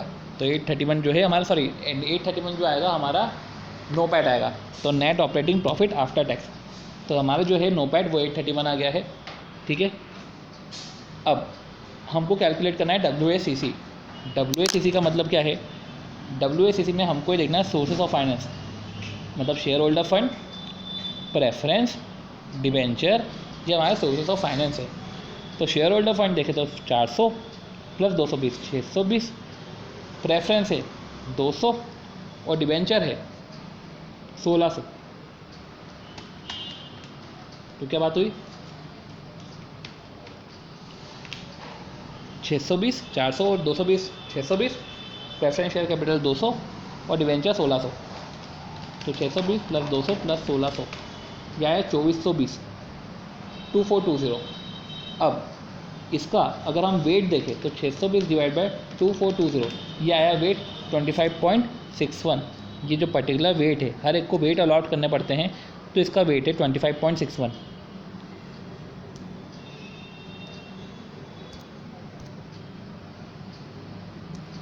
पर एक मिनट, इसमें मैंने शेयर होल्डर फंड को 620 लिया, बट इसमें इन्होंने क्या कंसीडर करा, इन्होंने इसमें जो रिटेन अर्निंग है इसमें से जो अंडर राइटिंग कैपिटल है वो माइनस करा। मतलब कि 600 डिवाइड बाय 2400 कंसीडर करना पड़ेगा, जो आएगा 25%। पर अगर देखा जाए तो 600 डिवाइड बाय 2400 करा इन्होंने, 25% कैलकुलेट करा। मैंने 620 कैलकुलेट करा था। किस तरीके से कैलकुलेट करा कि इक्विटी है 400, रिजर्व एंड सरप्लस है 220, पर अंडर राइटिंग कैपिटल जो है वो नॉट रिटर्न ऑफ। तो इसको लिखना पड़ेगा कि underwriting capital not written off is to be reduce from, किससे रिड्यूस होगा, is to be reduce from reserve and surplus, reserve and surplus. ठीक है, तो इस तरीके से जो है underwriting capital not written off is to be reduce from the reserve and surplus. अब रिजर्व एंड सरप्लस से इसको हमने करा है माइनस, तो आया है 2400। अब तो 600 डिवाइड बाई 2400। फिर हमने जो है डिबेंचर है, डिबेंचर का वेट निकाला 1600 डिवाइड बाई 2400 और 600 डिवाइड बाई 2400। फिर प्रेफरेंस शेयर कैपिटल है, सीधा बात आ रही है 200 डिवाइड बाई 2400। तो इस तरीके से जो है हमने वेट निकाले। अब वेट निकाले, अब इसके बाद हमको कॉस्ट निकालनी है। ठीक है, तो कॉस्ट निकालने के लिए हमको डेटा चेक करना पड़ेगा। बीटा फैक्टर देके रखा है, RF है 9.85, प्रीमियम निकाले तो 16.25 माइनस 9.85 देखा जाए 6.4 प्रीमियम है, बीटा फैक्टर 1.65 से मल्टीप्लाई करो प्लस 9.85 तो आया 20.41। फिर ऐसे ही आया जो है 15% प्रेफरेंस शेयर कैपिटल है, तो उसमें आफ्टर टैक्स इम्पैक्ट तो देंगे नहीं, पर हाँ डिबेंचर में आफ्टर टैक्स इम्पैक्ट देंगे, उसको 10.5 कैलकुलेट करेंगे और इस तरीके से 13.35 से जो है weighted average cost of capital calculate होगा 13.35। अब हमको क्या समझना है, हमको ये समझना है कि कैपिटल एम्प्लॉयड कितना है। कैपिटल एम्प्लॉयड 2400 है, पर इधर हमको वापस दिमाग लगाना पड़ेगा, क्योंकि इसमें हमने समझा है कि कैपिटल एम्प्लॉयड जो है हमने वेट कैलकुलेशन के लिए 2400 लिया है, पर जब हमें इसी कॉस्ट निकालनी है तो हमको ऑपरेटिंग कैपिटल एम्प्लॉयड से माइनस करनी पड़ेगी। कैपिटल एम्प्लॉयड पे हमें जो है वो weighted average cost of capital का परसेंटेज अप्लाई करना पड़ेगा। मीन्स कैलकुलेशन करते टाइम तो normal capital employed, but apply करते टाइम ऑपरेटिंग कैपिटल एम्प्लॉयड। तो अब बात आती है कि ऑपरेटिंग कैपिटल एम्प्लॉयड का मतलब क्या है। तो ऑपरेटिंग कैपिटल एम्प्लॉयड में हमने असेट साइड समझा और लायबिलिटी साइड समझा। अब इधर अगर देखा जाए तो 2400 तो देके रखा है, लायबिलिटी में 2400 देके रखा है। अब 2400 में से हमने, जैसे हम एसेट्स में से नॉन करंट लायबिलिटी माइनस करते हैं, वैसे हम लायबिलिटीज़ में से जो है अदर देन जो है ऑपरेटिंग एसेट्स जो हम माइनस कर देते हैं। तो अदर देन ऑपरेटिंग एसेट मतलब नॉन ऑपरेटिंग कैपिटल एम्प्लॉयड जो हमको माइनस करना है। तो हमने क्या माइनस किया, non trade investment, land and building, purchase of plant, capital, ये सब चीज़ें हमने माइनस करी, तो ये आया हमारा ऑपरेटिंग कैपिटल। तो ये सब चीज़ें अगर हम माइनस करते हैं, जो हमने माइनस करी है, ये नॉन ट्रेड है, लैंड एंड बिल्डिंग है, परचेज ऑफ प्लांट है, कैपिटल WIP है। अगर हम ये सब चीज़ें माइनस करते हैं, किस में से माइनस करते हैं, टोटल कैपिटल में से माइनस करते हैं। टोटल कैपिटल हमने निकाल लिए इधर, उसमें से नॉन ट्रेड इन्वेस्टमेंट और ये फालतू के एसेट्स जो अदर देन ऑपरेटिंग है इसको माइनस करा, तो ये हमारा ऑपरेटिंग कैपिटल एम्प्लॉयड आया जो आता है 2200। एंड इस पर हमने परसेंटेज कैलकुलेट करा, इस पर हमने परसेंटेज कैलकुलेट करा है। अब इस पर हमने परसेंटेज कैलकुलेट करा है और इस पर हमने परसेंटेज कैलकुलेट करा है और फिर जो इससे जो अमाउंट आता है उसको हमने NOPAT से माइनस करा। एंड 13.35 जो एक परसेंटेज आता है, 13.35 जो हमने परसेंटेज कैलकुलेट करा, इसको 2200 पे मल्टीप्लाई करके जो हमारा कॉस्ट आया, कैपिटल चार्ज आया, वो माइनस करके जो हमारा अमाउंट आता है वो इकोनॉमिक वैल्यू एडेड आता है। तो आई होप सो इस तरीके से जो है आपको समझ में आया होगा कि इकोनॉमिक वैल्यू एडेड कैसे कैलकुलेट होता है और मार्केट वैल्यू एडेड का पर्टिकुलर पॉइंट्स। अब इसमें एक आखिरी कॉन्सेप्ट है, ह्यूमन रिसोर्स रिपोर्टिंग का। इसको अगर हम देखें पर्टिकुलर इसके नोट्स में मैंने इसको इनकॉर्पोरेट नहीं करा है। स्टडी मैट में देखते हैं, स्टडी मैट में इसके रिस्पेक्ट में कोई सा क्वेश्चन दे के रखा है कि नहीं दे के रखा है।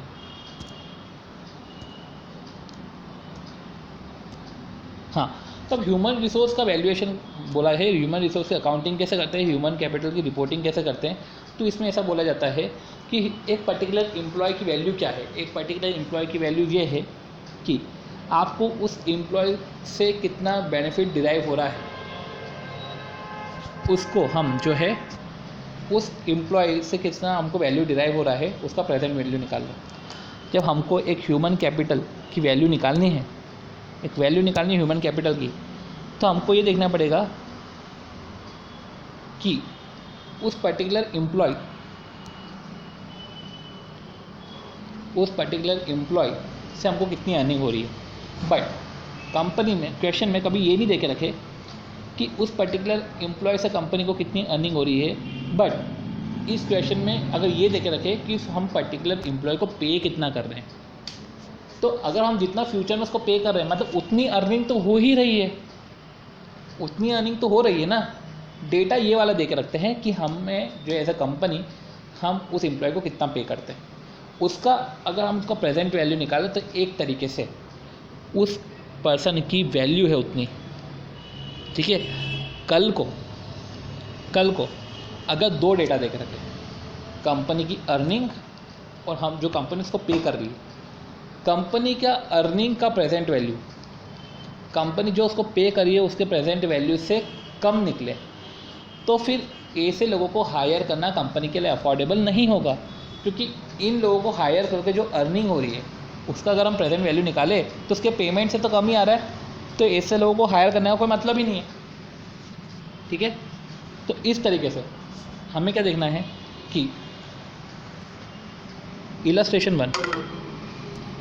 वन में क्या बोला है, from the following information in respect of EXE limited calculate the total value of human capital by Lev and Stuarts model. तो total value of human capital हमको निकालना है। तो जो ह्यूमन कैपिटल है तो वो अनस्किल्ड है, स्किल्ड है और सेमी स्किल्ड है, ठीक है। तो अब देखा जाए तो अनस्किल्ड है, सेमी स्किल्ड और स्किल्ड है। अब अनस्किल्ड में जो है 30 से 39% एज के भी ग्रुप के भी लोग हैं, 40 से 49 के भी है और 50 से 54 के भी, ठीक है। ऐसे पर्टिकुलर सेमी स्किल्ड में भी है और स्किल्ड में भी है। अगर अब हमको ह्यूमन कैपिटल की वैल्यू निकालनी है, तो ह्यूमन कैपिटल तो इधर अनस्किल्ड ह्यूमन कैपिटल है, स्किल्ड ह्यूमन कैपिटल है और सेमी स्किल्ड ह्यूमन कैपिटल है। तो अगर हम इसको अनस्किल्ड का पूरा पर्टिकुलर वैल्यू निकालें तो हम उसको कैलकुलेट करेंगे और फिर सेमी स्किल्ड का कैलकुलेट करेंगे और स्किल्ड का कैलकुलेट करेंगे। अब देखा जाए जो एज है 30 से 39, उसमें पर्टिकुलर पर्सन जो है 70,000 जो है 3,000 जो है एवरेज एनुअल अर्निंग है। तो 3,000 जो है नेक्स्ट 10 ईयर्स के लिए 3,000 है, अगले 10 साल 40 से 49 के लिए है जो वो 4,000 है, और अगले जो 5 साल है 21 to 25 उसके लिए 5,000 है।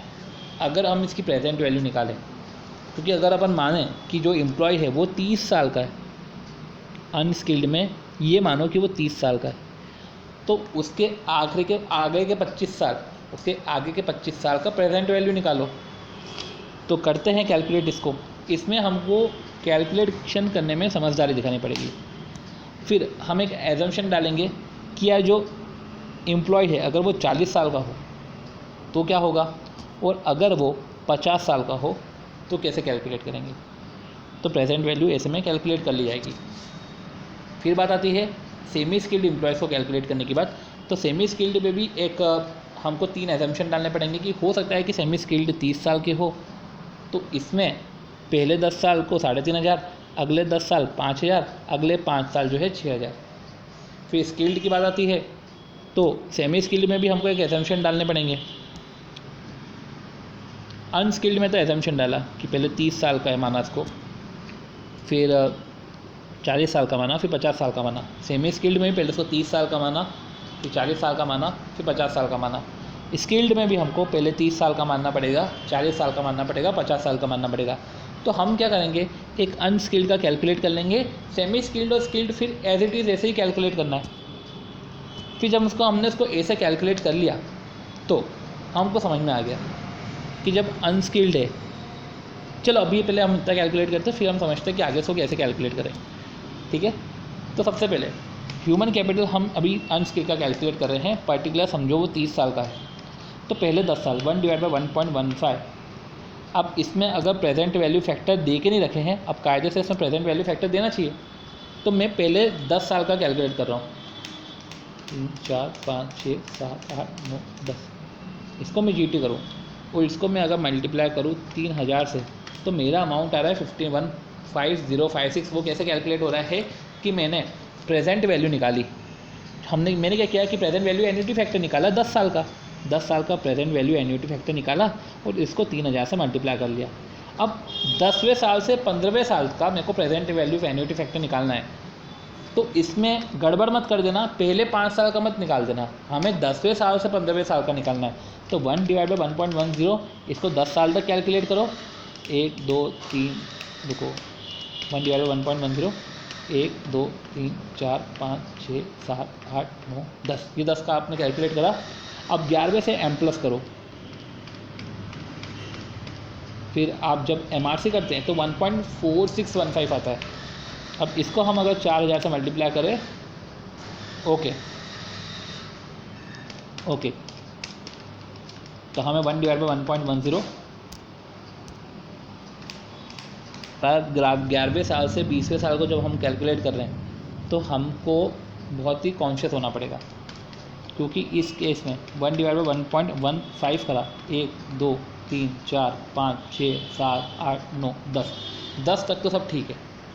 11वें से M+12 M+13 M+14 M+15 M+16 M+17 M+18 M+19 M+ और 20 M+, इसको मैंने जब MRC करा तो 1.25 आया। तो हमको एग्ज़ाम टाइम में समझना पड़ेगा कि 11th to 20 ईयर जो प्रेजेंट वैल्यू एन्युटी फैक्टर है वो है 1.24, इसको मल्टीप्लाई करेंगे 4000 से तो आया 4960। ये समझना पड़ेगा क्योंकि ये एन्युटी फैक्टर में इसमें दिमाग लगाना पड़ेगा, फिर 21 से 25 साल में दिमाग लगाना पड़ेगा। क्वेश्चन में देखे रहेंगे डिटेल। तो इस तरीके से जो हमने है अनस्किल्ड का टोटल हमने कैलकुलेट किया 21042। ऐसा हमने जो है अगर वो 40 साल का होता है, अब 40 साल का होता है तो फिर पहले 10 साल का हम एन्युटी फैक्टर निकालेंगे, फिर अगले 5 साल का निकालेंगे, फिर 50 से 54 में फिर अगले पहले 5 साल का हम निकाल लेंगे। तो अगर हम देखें टोटल तो 21042 आया। अगर हम टेबल बना दें तो अनस्किल्ड में 21042 है, 21042 30 साल के बच्चों के लिए है, एम्प्लॉय के लिए है। 24216 आया 40 साल के एम्प्लॉयज़ के लिए। 16760 जो आया 50 साल के एम्प्लॉय के लिए। ऐसा आया सेमी स्किल्ड के लिए और ऐसा आया अनस्किल्ड के लिए। तो सारा डेटा सेमी स्किल्ड में 30 ईयर्स के लिए 24997, 40 के लिए 30063, 50 ईयर्स के लिए जो आया 20112। फिर स्किल्ड है, तो स्किल्ड में क्या आया 33970, 35910 40 के लिए, और 50 के लिए आया 23464। अब ये अनस्किल्ड, सेमी स्किल्ड और स्किल्ड आ गया। अब नंबर ऑफ़ एम्प्लॉयज़ सब में 70 20 10, या अनस्किल्ड में, सेमी स्किल्ड में 50 15 10, स्किल्ड में है 30 15 5। तो इस तरीके से देखा जाए तो जब हम इसका टोटल कंप्यूट करेंगे तो उसकी जो एनुअल अर्निंग आएगी इसको जैसे अगर हम इसको 100 एम्प्लॉयज़ का अनस्किल्ड का टोटल कंप्यूट करेंगे, इसका टोटल कैलकुलेट करेंगे, तो हमने यहाँ से भी टोटल करा, फिर हमने इस तरीके से भी टोटल करा, यहाँ से टोटल कर रहे हैं। तो इसका मतलब ये है कि अनस्किल्ड में टोटल 100 एम्प्लॉयज़ है, इसमें इतनी अर्निंग्स है इनकी, और यहाँ से टोटल कर रहे हैं तो हम ये समझ रहे हैं कि 30 साल के लोग जो है वो अनस्किल्ड, सेमी स्किल्ड और स्किल्ड मिला के इनका टोटल इतना बनता है, क्योंकि इतने लोग हैं जो 30 साल के। इस तरीके से हमने यहाँ से भी टोटल करा और हमने यहाँ से भी टोटल करा और मीनिंग डिराइव कर रहे हैं, और फिर हमने total value of human capital निकाला। ठीक है, तो total value of human capital जब हम निकालते तो हमने अनस्किल्ड, सेमी स्किल्ड और स्किल्ड का निकाल के ऐड कर लिया, या एज वाइज देखें तो 30 साल, 40 साल और 50 साल का कैलकुलेट करके टोटल हमने इसका टोटल कैलकुलेट किया। अब इधर आती है बात इलस्ट्रेशन नंबर 2 की। तो इसमें लिखा है कि from the following detail compute the total value of human resources of skilled and unskilled group.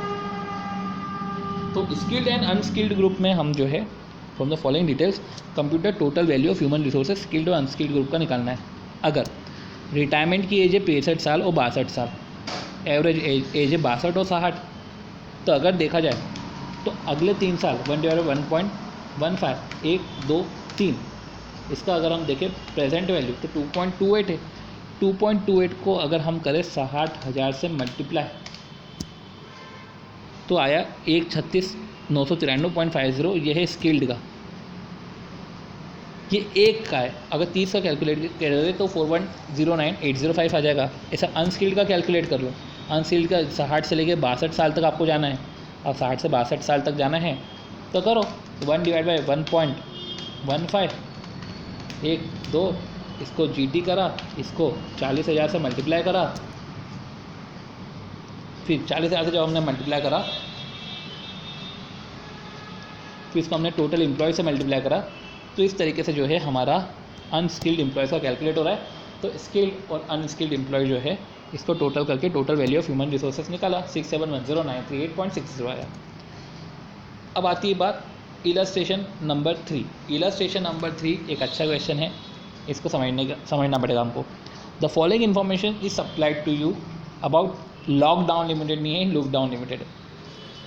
Equity shares देखा जाए 100 है, 75 कॉल्ड अप है, कॉल्स इन अरियर है 25, जनरल रिजर्व है, प्रॉफिट एंड लॉस है एट द बिगिनिंग और profit and loss for the year, industry average profitability है, debenture है। तो इस तरीके से जो है चीज़ें देखे रखी है लुकडाउन लिमिटेड की। तो हमने देखे रखा कि शेयर्स, भैया शेयर्स की बातें करके रखी है, जनरल रिजर्व बोल के रखा है, और जनरल रिजर्व के साथ उन्होंने P&L की इन्फॉर्मेशन भी दे के रखी है, और P&L का भी फंड दे के रखा है कि एट द बिगिनिंग 25 लाख दे के रखा है, और प्रॉफिट एंड लॉस 1,80,000 दे के रखा है इस साल का। इंडस्ट्री एवरेज प्रॉफिटेबिलिटी भी 12.5 लाख दे के रखी, 12.5% दे के रखा है कि इंडस्ट्री का जो प्रॉफिटेबिलिटी परसेंटेज क्या है। डिवेंचर एक सोर्स ऑफ फाइनेंस है, वो बताया है।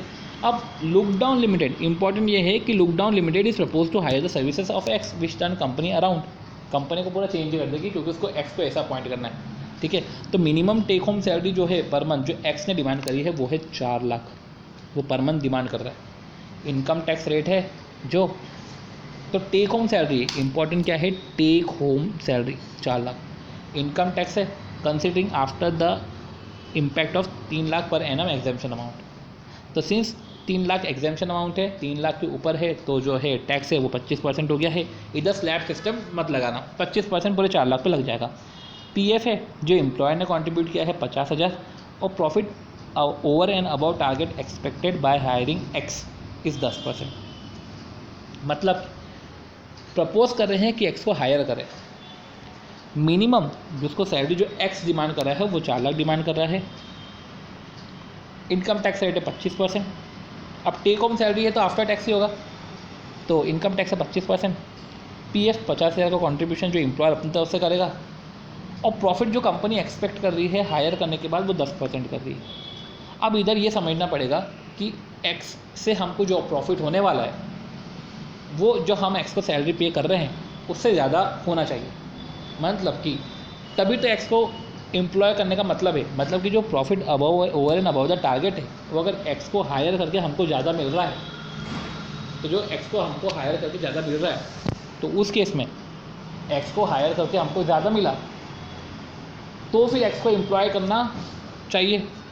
तो you are required to analyse the proposal and see whether it is worthwhile to company to employ mister X. क्या मिस्टर एक्स को एम्प्लॉय करना वर्थवाइल है? तो हमको ये चेक करना पड़ेगा कि जो उससे जो हमको प्रॉफिट हो रहा है वो क्या इतना हो रहा है ताकि हम एक्स को पे कर सके 4 लाख। अगर हम एक्स को 4 लाख पे कर सकते हैं तो ठीक है, अदरवाइज नहीं। और also suggest the maximum emolument that could be paid to him. तो टेक होम सैलरी का मतलब क्या होता है? टेक होम सैलरी का मतलब होता है सैलरी आफ्टर टैक्स। अगर देखा जाए टेक होम सैलरी जो 4 लाख एक्स डिमांड कर रहा है, तो जो सैलरी जो है 4 लाख एक्स डिमांड कर रहा है वो एक्स जो डिमांड कर रहा है वो आफ्टर टैक्स कर रहा है। तो देखा जाए तो 48 लाख वो साल भर की डिमांड कर रहा है और डिवाइड बाय 75% करें क्योंकि वो आफ्टर टैक्स है, तो एक्चुअली में जो है टैक्स जो है वो 64 लाख है। अब ये जो 64 लाख है ये है टेक होम सैलरी। इसमें एम्प्लॉय का कंट्रीब्यूशन भी माइनस हो गया होगा क्योंकि जो घर पे ले जा रहा है उसमें एम्प्लॉय कंट्रीब्यूशन थोड़ी ना घर पे ले जा रहा है, एम्प्लॉय कंट्रीब्यूशन को भी हमको ऐड करना पड़ेगा। मतलब हम तो ये समझे ना कि कंपनी को अगर पे करना है तो कंपनी टैक्स काटेगी, एम्प्लॉय का कंट्रीब्यूशन काटेगी। कंपनी ने टैक्स काटा, एम्प्लॉय का कंट्रीब्यूशन काटा और एम्प्लॉय का कंट्रीब्यूशन उसमें ऐड करेगी। अगर एम्प्लॉय का कंट्रीब्यूशन और एम्प्लॉयर का कंट्रीब्यूशन भी टैक्स लगता तो जो एम्प्लॉय का कंट्रीब्यूशन है 50,000, इसमें भी डिवाइड बाय 0.75 होता, पर ये पीएफ कंट्रीब्यूशन है, ये टैक्स एग्जेम्प्ट है। तो उस केस में क्या हो रहा है, हमें क्या करना पड़ेगा कि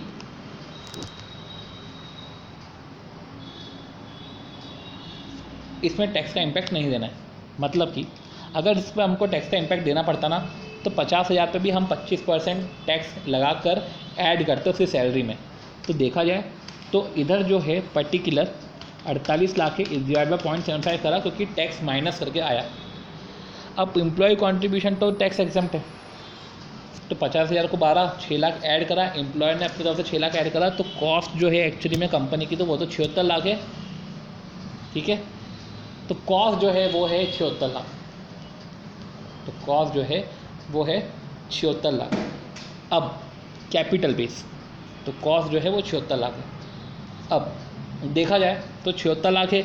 अब हमको समझना पड़ेगा कि क्या कंपनी की इतनी अर्निंग हो रही है ताकि वो उसको 76 लाख जो है पे कर सके, राइट। अब हम देखते हैं कि क्या कंपनी की इतनी अर्निंग हो रही है क्या। तो अगर देखा जाए तो प्रॉफिट जो है over and about the target वो एक्सपेक्ट कर रहा है कि 10% प्रॉफिट ओवर द टारगेट आ जाएगा। अगर अब हम देखें तो इक्विटी शेयर कैपिटल है वो जो है 75 लाख, वो कॉल्स इन अरियर है। इक्विटी शेयर कैपिटल जो है वो 75 ईच है और इक्विटी शेयर कैपिटल है 5 लाख। ठीक है, तो एक तरीके से जो हो गया वो हो गया हमारा इक्विटी शेयर कैपिटल जो है वो है 375 लाख हो गया।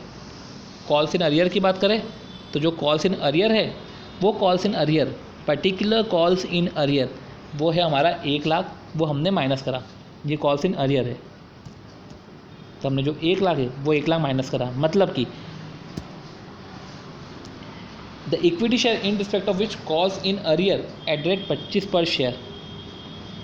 तो 25 रुपये पे ही नहीं करे, हमने कॉल किया था 75, 25 रुपये पे ही नहीं करे 4 लोगों ने, तो ऐसे है 1 लाख रुपए के कॉल्स इन अरियर है, तब हमने वो माइनस किया। फिर जो है रिज़र्व फंड हमने ऐड करा, फिर पीएनएल के फ़ंड को हमने कैलकुलेट किया, तो हमने बाकायदा रिज़र्व फंड हमने ऐड किया 10 लाख रुपए, और जो पीएनएल का फ़ंड है हमने पीएनएल फ़ंड को भी कंट्रीब्यूट करा। ये हमारा आ गया शेयर होल्डर फंड। फिर हमने डिवेंचर का फ़ंड को देखा, फिर हमने इस तरीके से हमारा कैपिटल बेस निकाला, हम बोल सकते हैं टोटल लाइबिलिटीज़ हमने निकाली। अब जो है हमको देखना पड़ेगा कि profit over and above the target कितना एक्सपेक्ट कर रहे हैं, 10%। मतलब कि कैपिटल बेस है हमारा 43,720, तो 4372, तो 47.20 लाख जो है हमारा एक तरीके से टोटल कैपिटल बेस है। अब profit over and above the target expected by hiring mister x, तो टारगेट से ओवर हम एक्सपेक्ट कर रहे हैं। तो इंडस्ट्री का एवरेज प्रॉफिटेबिलिटी तो सबसे पहले देखो 12.5%। सबसे पहले हमने 12.5% से इंडस्ट्री का प्रॉफिटेबिलिटी कैलकुलेट करी, तो ये हमारा टारगेट प्रॉफिट है। तो ये हमारा है इंडस्ट्री का एवरेज प्रॉफिटेबिलिटी है, ये है 12.5%, ये हमने कैलकुलेट करा। तो टारगेट प्रॉफिट है 12.5% ऑफ कैपिटल बेस, और एक्स को लाने से जो प्रॉफिट है over and above the target expected by hiring mister x वो है 10%।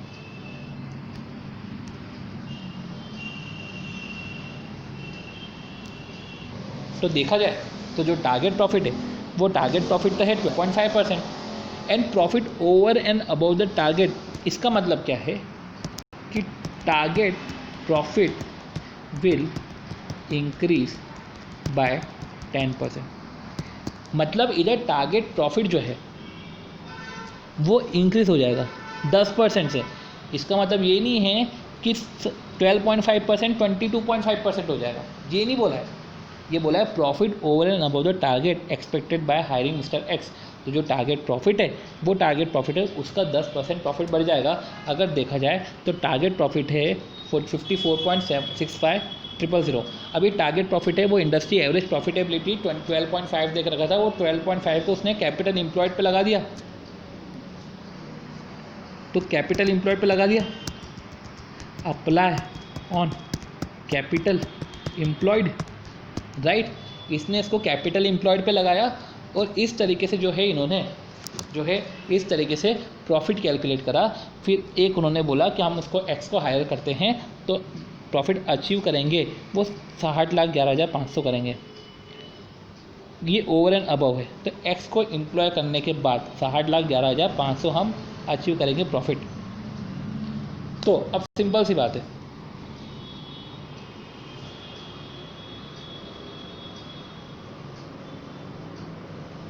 लाख 11,500 पे करेंगे देखा जाए तो,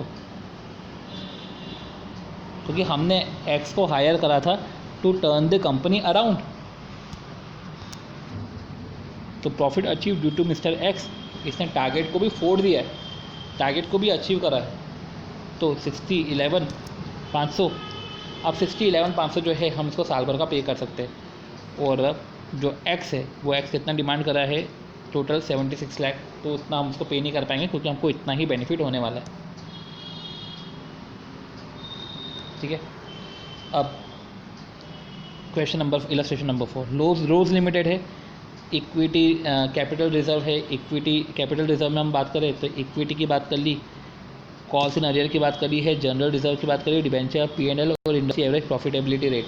अब देखो इसमें भी उसने ऐसे कैलकुलेट करा है कि हम उसका कैपिटल बेस निकाल लेंगे। कैपिटल बेस में हम 8 लाख का शेयर है, 8 लाख के शेयर को 8 से मल्टीप्लाई करेंगे, उसमें से 1 लाख माइनस करेंगे, प्लस जनरल रिजर्व हम ऐड करेंगे 7.5 लाख, और फिर हम जो है 50 लाख को डिबेंचर को ऐड करेंगे, 50 लाख जो है हम डिबेंचर को ऐड करेंगे। फिर हम 2.5 लाख है वो इंडस्ट्री की प्रॉफिटेबिलिटी को माइनस करेंगे तो 118 लाख आ जाएगा। अब 118 लाख पे देखा जाए तो 12.5% जो है वो 14,75,000 आएगा। ये कैपिटल बेस प्रॉफिट है 14,75,000। अगर हमने इसको अपॉइंट करा तो प्लस 10% और बढ़ जाएगा, तो जो है 14,75,000 प्लस 10% और बढ़ जाएगा तो 16,22,500 है। अब ये 16,22,500 जो है हम उतना जो है जो रमन को है हम रमन को पे कर सकते हैं। तो इस तरीके से जो है ह्यूमन रिसोर्स वैल्यूएशन के क्वेश्चन भी ओवर होते हैं। तो हमने क्या पढ़ा, ठीक है, कैसे हम वैल्यू करते हैं, हमको कितना मैक्सिमम इसको पे कर सकते हैं। हमने फिर समझा कि उस पर्टिकुलर पर्सन की वैल्यू क्या है। तो हमने इस क्वेश्चन में ये समझा कि उस पर्सन से अगर हमको कंपनी को अर्निंग हो रही है इतनी, तो हम इतना उसको पे करने के लिए तैयार है। और इसके पहले वाले क्वेश्चन में ऐसा था कि उस पर्टिकुलर पर्सन को हम जितना आगे पे कर रहे हैं उसकी प्रेजेंट वैल्यू निकाली, और इस तरीके से फिर हमने कैलकुलेट करा कि यार देखो हम इसको इतना पे कर सकते हैं, उसकी वैल्यू इतनी, total value of human capital जब हमको निकालना था तब। अब ये स्टडी मटेरियल के क्वेश्चन ओवर हुए, अब हम पीएम के क्वेश्चन में आते हैं। देखते हैं पीएम के क्वेश्चन में कुछ अच्छे क्वेश्चन दे के रखे हैं क्या। हाँ, तो पीएम के क्वेश्चन में अगर देखें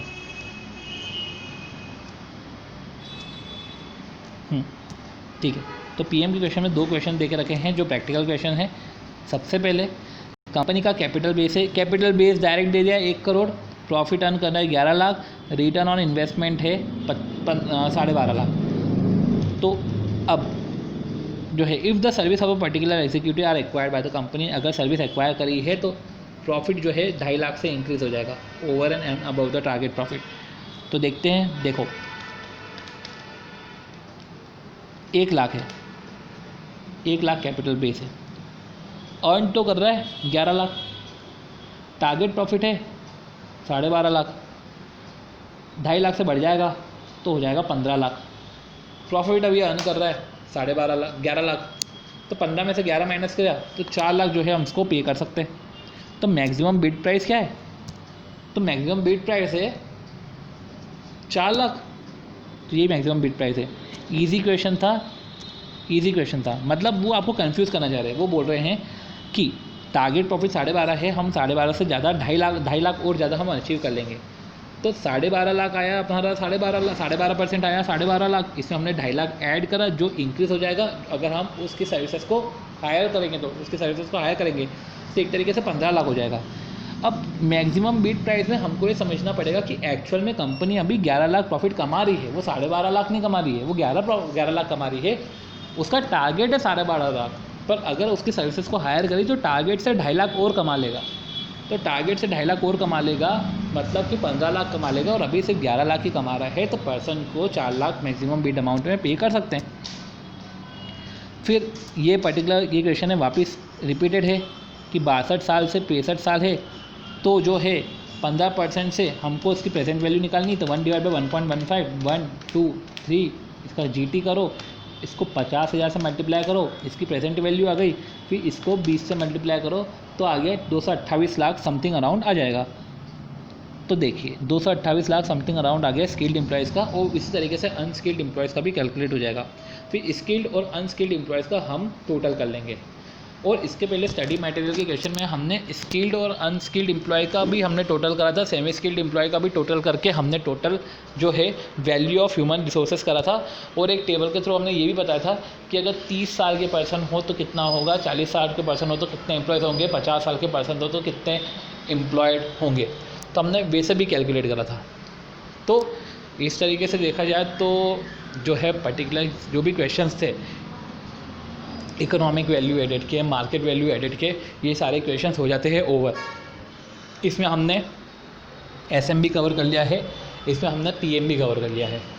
तो इस तरीके से हमको समझना पड़ेगा कि अगर देखें फटाफट, तो हमने जो है सारी चीज़ों को कवर कर लिया है, हमने सारे क्वेश्चंस को कवर कर लिया है, सारी पर्टिकुलर चीज़ों को कवर कर लिया है।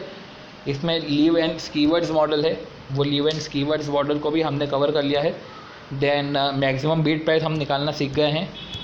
देन मार्केट वैल्यू एडेड में ऑपरेटिंग कैपिटल एम्प्लॉयड हमको समझना ज़रूरी हो गया था, क्योंकि कैपिटल एम्प्लॉयड जो है हम normal capital employed weight calculation करने में यूज़ कर सकते हैं, बट उस कैपिटल एम्प्लॉयड में से नॉन ट्रेडिंग एसेट और नॉन ऑपरेटिंग एसेट को माइनस करना पड़ेगा। तो माइनस करा। Under writing commission not written of को हमको समझना पड़ेगा कि उसको रिजर्व एंड सरप्लस से हमको माइनस करना है। और फिर जो है उसके बाद हमने बीटा में समझा कि हाईएस्ट बीटा लेना पड़ता है, और शेयर होल्डर फंड में हमने समझा कि common share, security premium, free reserve, capital reserve सब लेने पड़ते। Weighted average cost of capital निकालना समझा, इसका पर्टिकुलर टेबल फॉर्म करना पड़ेगा जैसे हम आईपीसीसी में करते थे। फिर एमवीए में हमने पढ़ा कि जो करंट एफिशिएंसी शो करता है ईवीए, पर एमवीए जो है इंडस्ट्री की एफिशिएंसी शो करता है, या बोल सकता है कि फ्यूचर प्रोजेक्ट और एक्टिविटीज़ ऑफ द कंपनी को कंसीडर करके वो है अर्निंग कैपेसिटी निकालता है। तो जो फ्यूचर ईवीएस है वो फ्यूचर ईवीएस को प्रेजेंट वैल्यू करो तो एमवीए आज को शो करता है। और फिर हमने पढ़ा था कि डिविडेंड का रेट 15% ये कॉस्ट ऑफ कंपनी होता है, पर डिविडेंड जो है वो कॉस्ट ऑफ कंपनी होता है, पर पॉइंट ये है कि जब हमें कॉस्ट ऑफ कैपिटल निकालने के लिए CAPM मॉडल दे के रखा हो तो फिर डिविडेंड का रेट हम नहीं देखेंगे। फिर capital amount minus amount invested, ये होता है हमारा मार्केट वैल्यू एडेड, तो हमको वैसे कैलकुलेट करना पड़ता है। कॉस्ट ऑफ कैपिटल को एसेट साइड से भी निकाल सकते हैं, लाइबिलिटी साइड से भी निकाल सकते हैं। और फिर ठीक है, बाकी ये नॉर्मल क्वेश्चंस थे। तो इस तरीके से जो है हमारा जो पर्टिकुलर जो चैप्टर है उस चैप्टर के बच्चे पार्ट से और होते हैं। होप सो आपको ये समझ में आया होगा कैसे कैलकुलेट करा जाता है, कैसे ईवीए कैलकुलेट करा जाता है, एमबीए कैलकुलेट करा जाता है। अगर आपको कुछ लगे कि इस क्वेश्चन को तरीके से एक्सप्लेन नहीं करा है, क्योंकि मेरे सामने कोई टीचर नहीं, मेरे सामने कोई पर्सन नहीं है, तो मुझे एक हाइपोथेटिकली एज्यूम करते हुए ये क्वेश्चन सॉल्व करने पड़ते हैं, और हाइपोथेटिकली मेरे को इंटरेक्ट करते हुए क्वेश्चन सॉल्व करने पड़ते हैं। आई होप सो आप समझ रहे होंगे। ये प्रॉब्लम नहीं है, ये हमको इससे प्रो होना पड़ेगा, इससे हमको ट्यून होना पड़ेगा, ताकि हम इस तरीके से हमारी विजुअलाइजेशन पावर इंक्रीज़ हो, क्योंकि हो नहीं सकता कि ऑल टाइम लाइव आपके सामने लोग अवेलेबल रहे। तो आपको इस तरीके से ट्यून होना पड़ेगा और आपको प्रैक्टिस करनी पड़ेगी इस तरीके से पढ़ाने की। तो अगर कुछ मेरे पढ़ाने में कुछ लैक्यूना लगे, या हो सके कि पर्टिकुलर कोई सा क्वेश्चन आपको नहीं समझ में आए, तो बताइएगा, उस क्वेश्चन पे बिल्कुल ध्यान दिया जाएगा और उसको वापस से एक्सप्लेन किया जाएगा। होप सो आपको समझ में आ गई होगी, आपको कंसर्न भी समझ में आ गया होगा। आप do like, share, subscribe to the channel CATV, and इसी तरह से और नए वीडियोस और रिविजनरी वीडियोस जो है वो प्रोड्यूस होंगे। एंड आप अपने कंस्ट्रक्टिव क्रिटिसिज्म और आपके वैल्यूएबल कमेंट्स देते रहिएगा। तो इस तरीके से मैं अब जो है पर्टिकुलर वीडियो को ओवर करता हूँ। Thank you.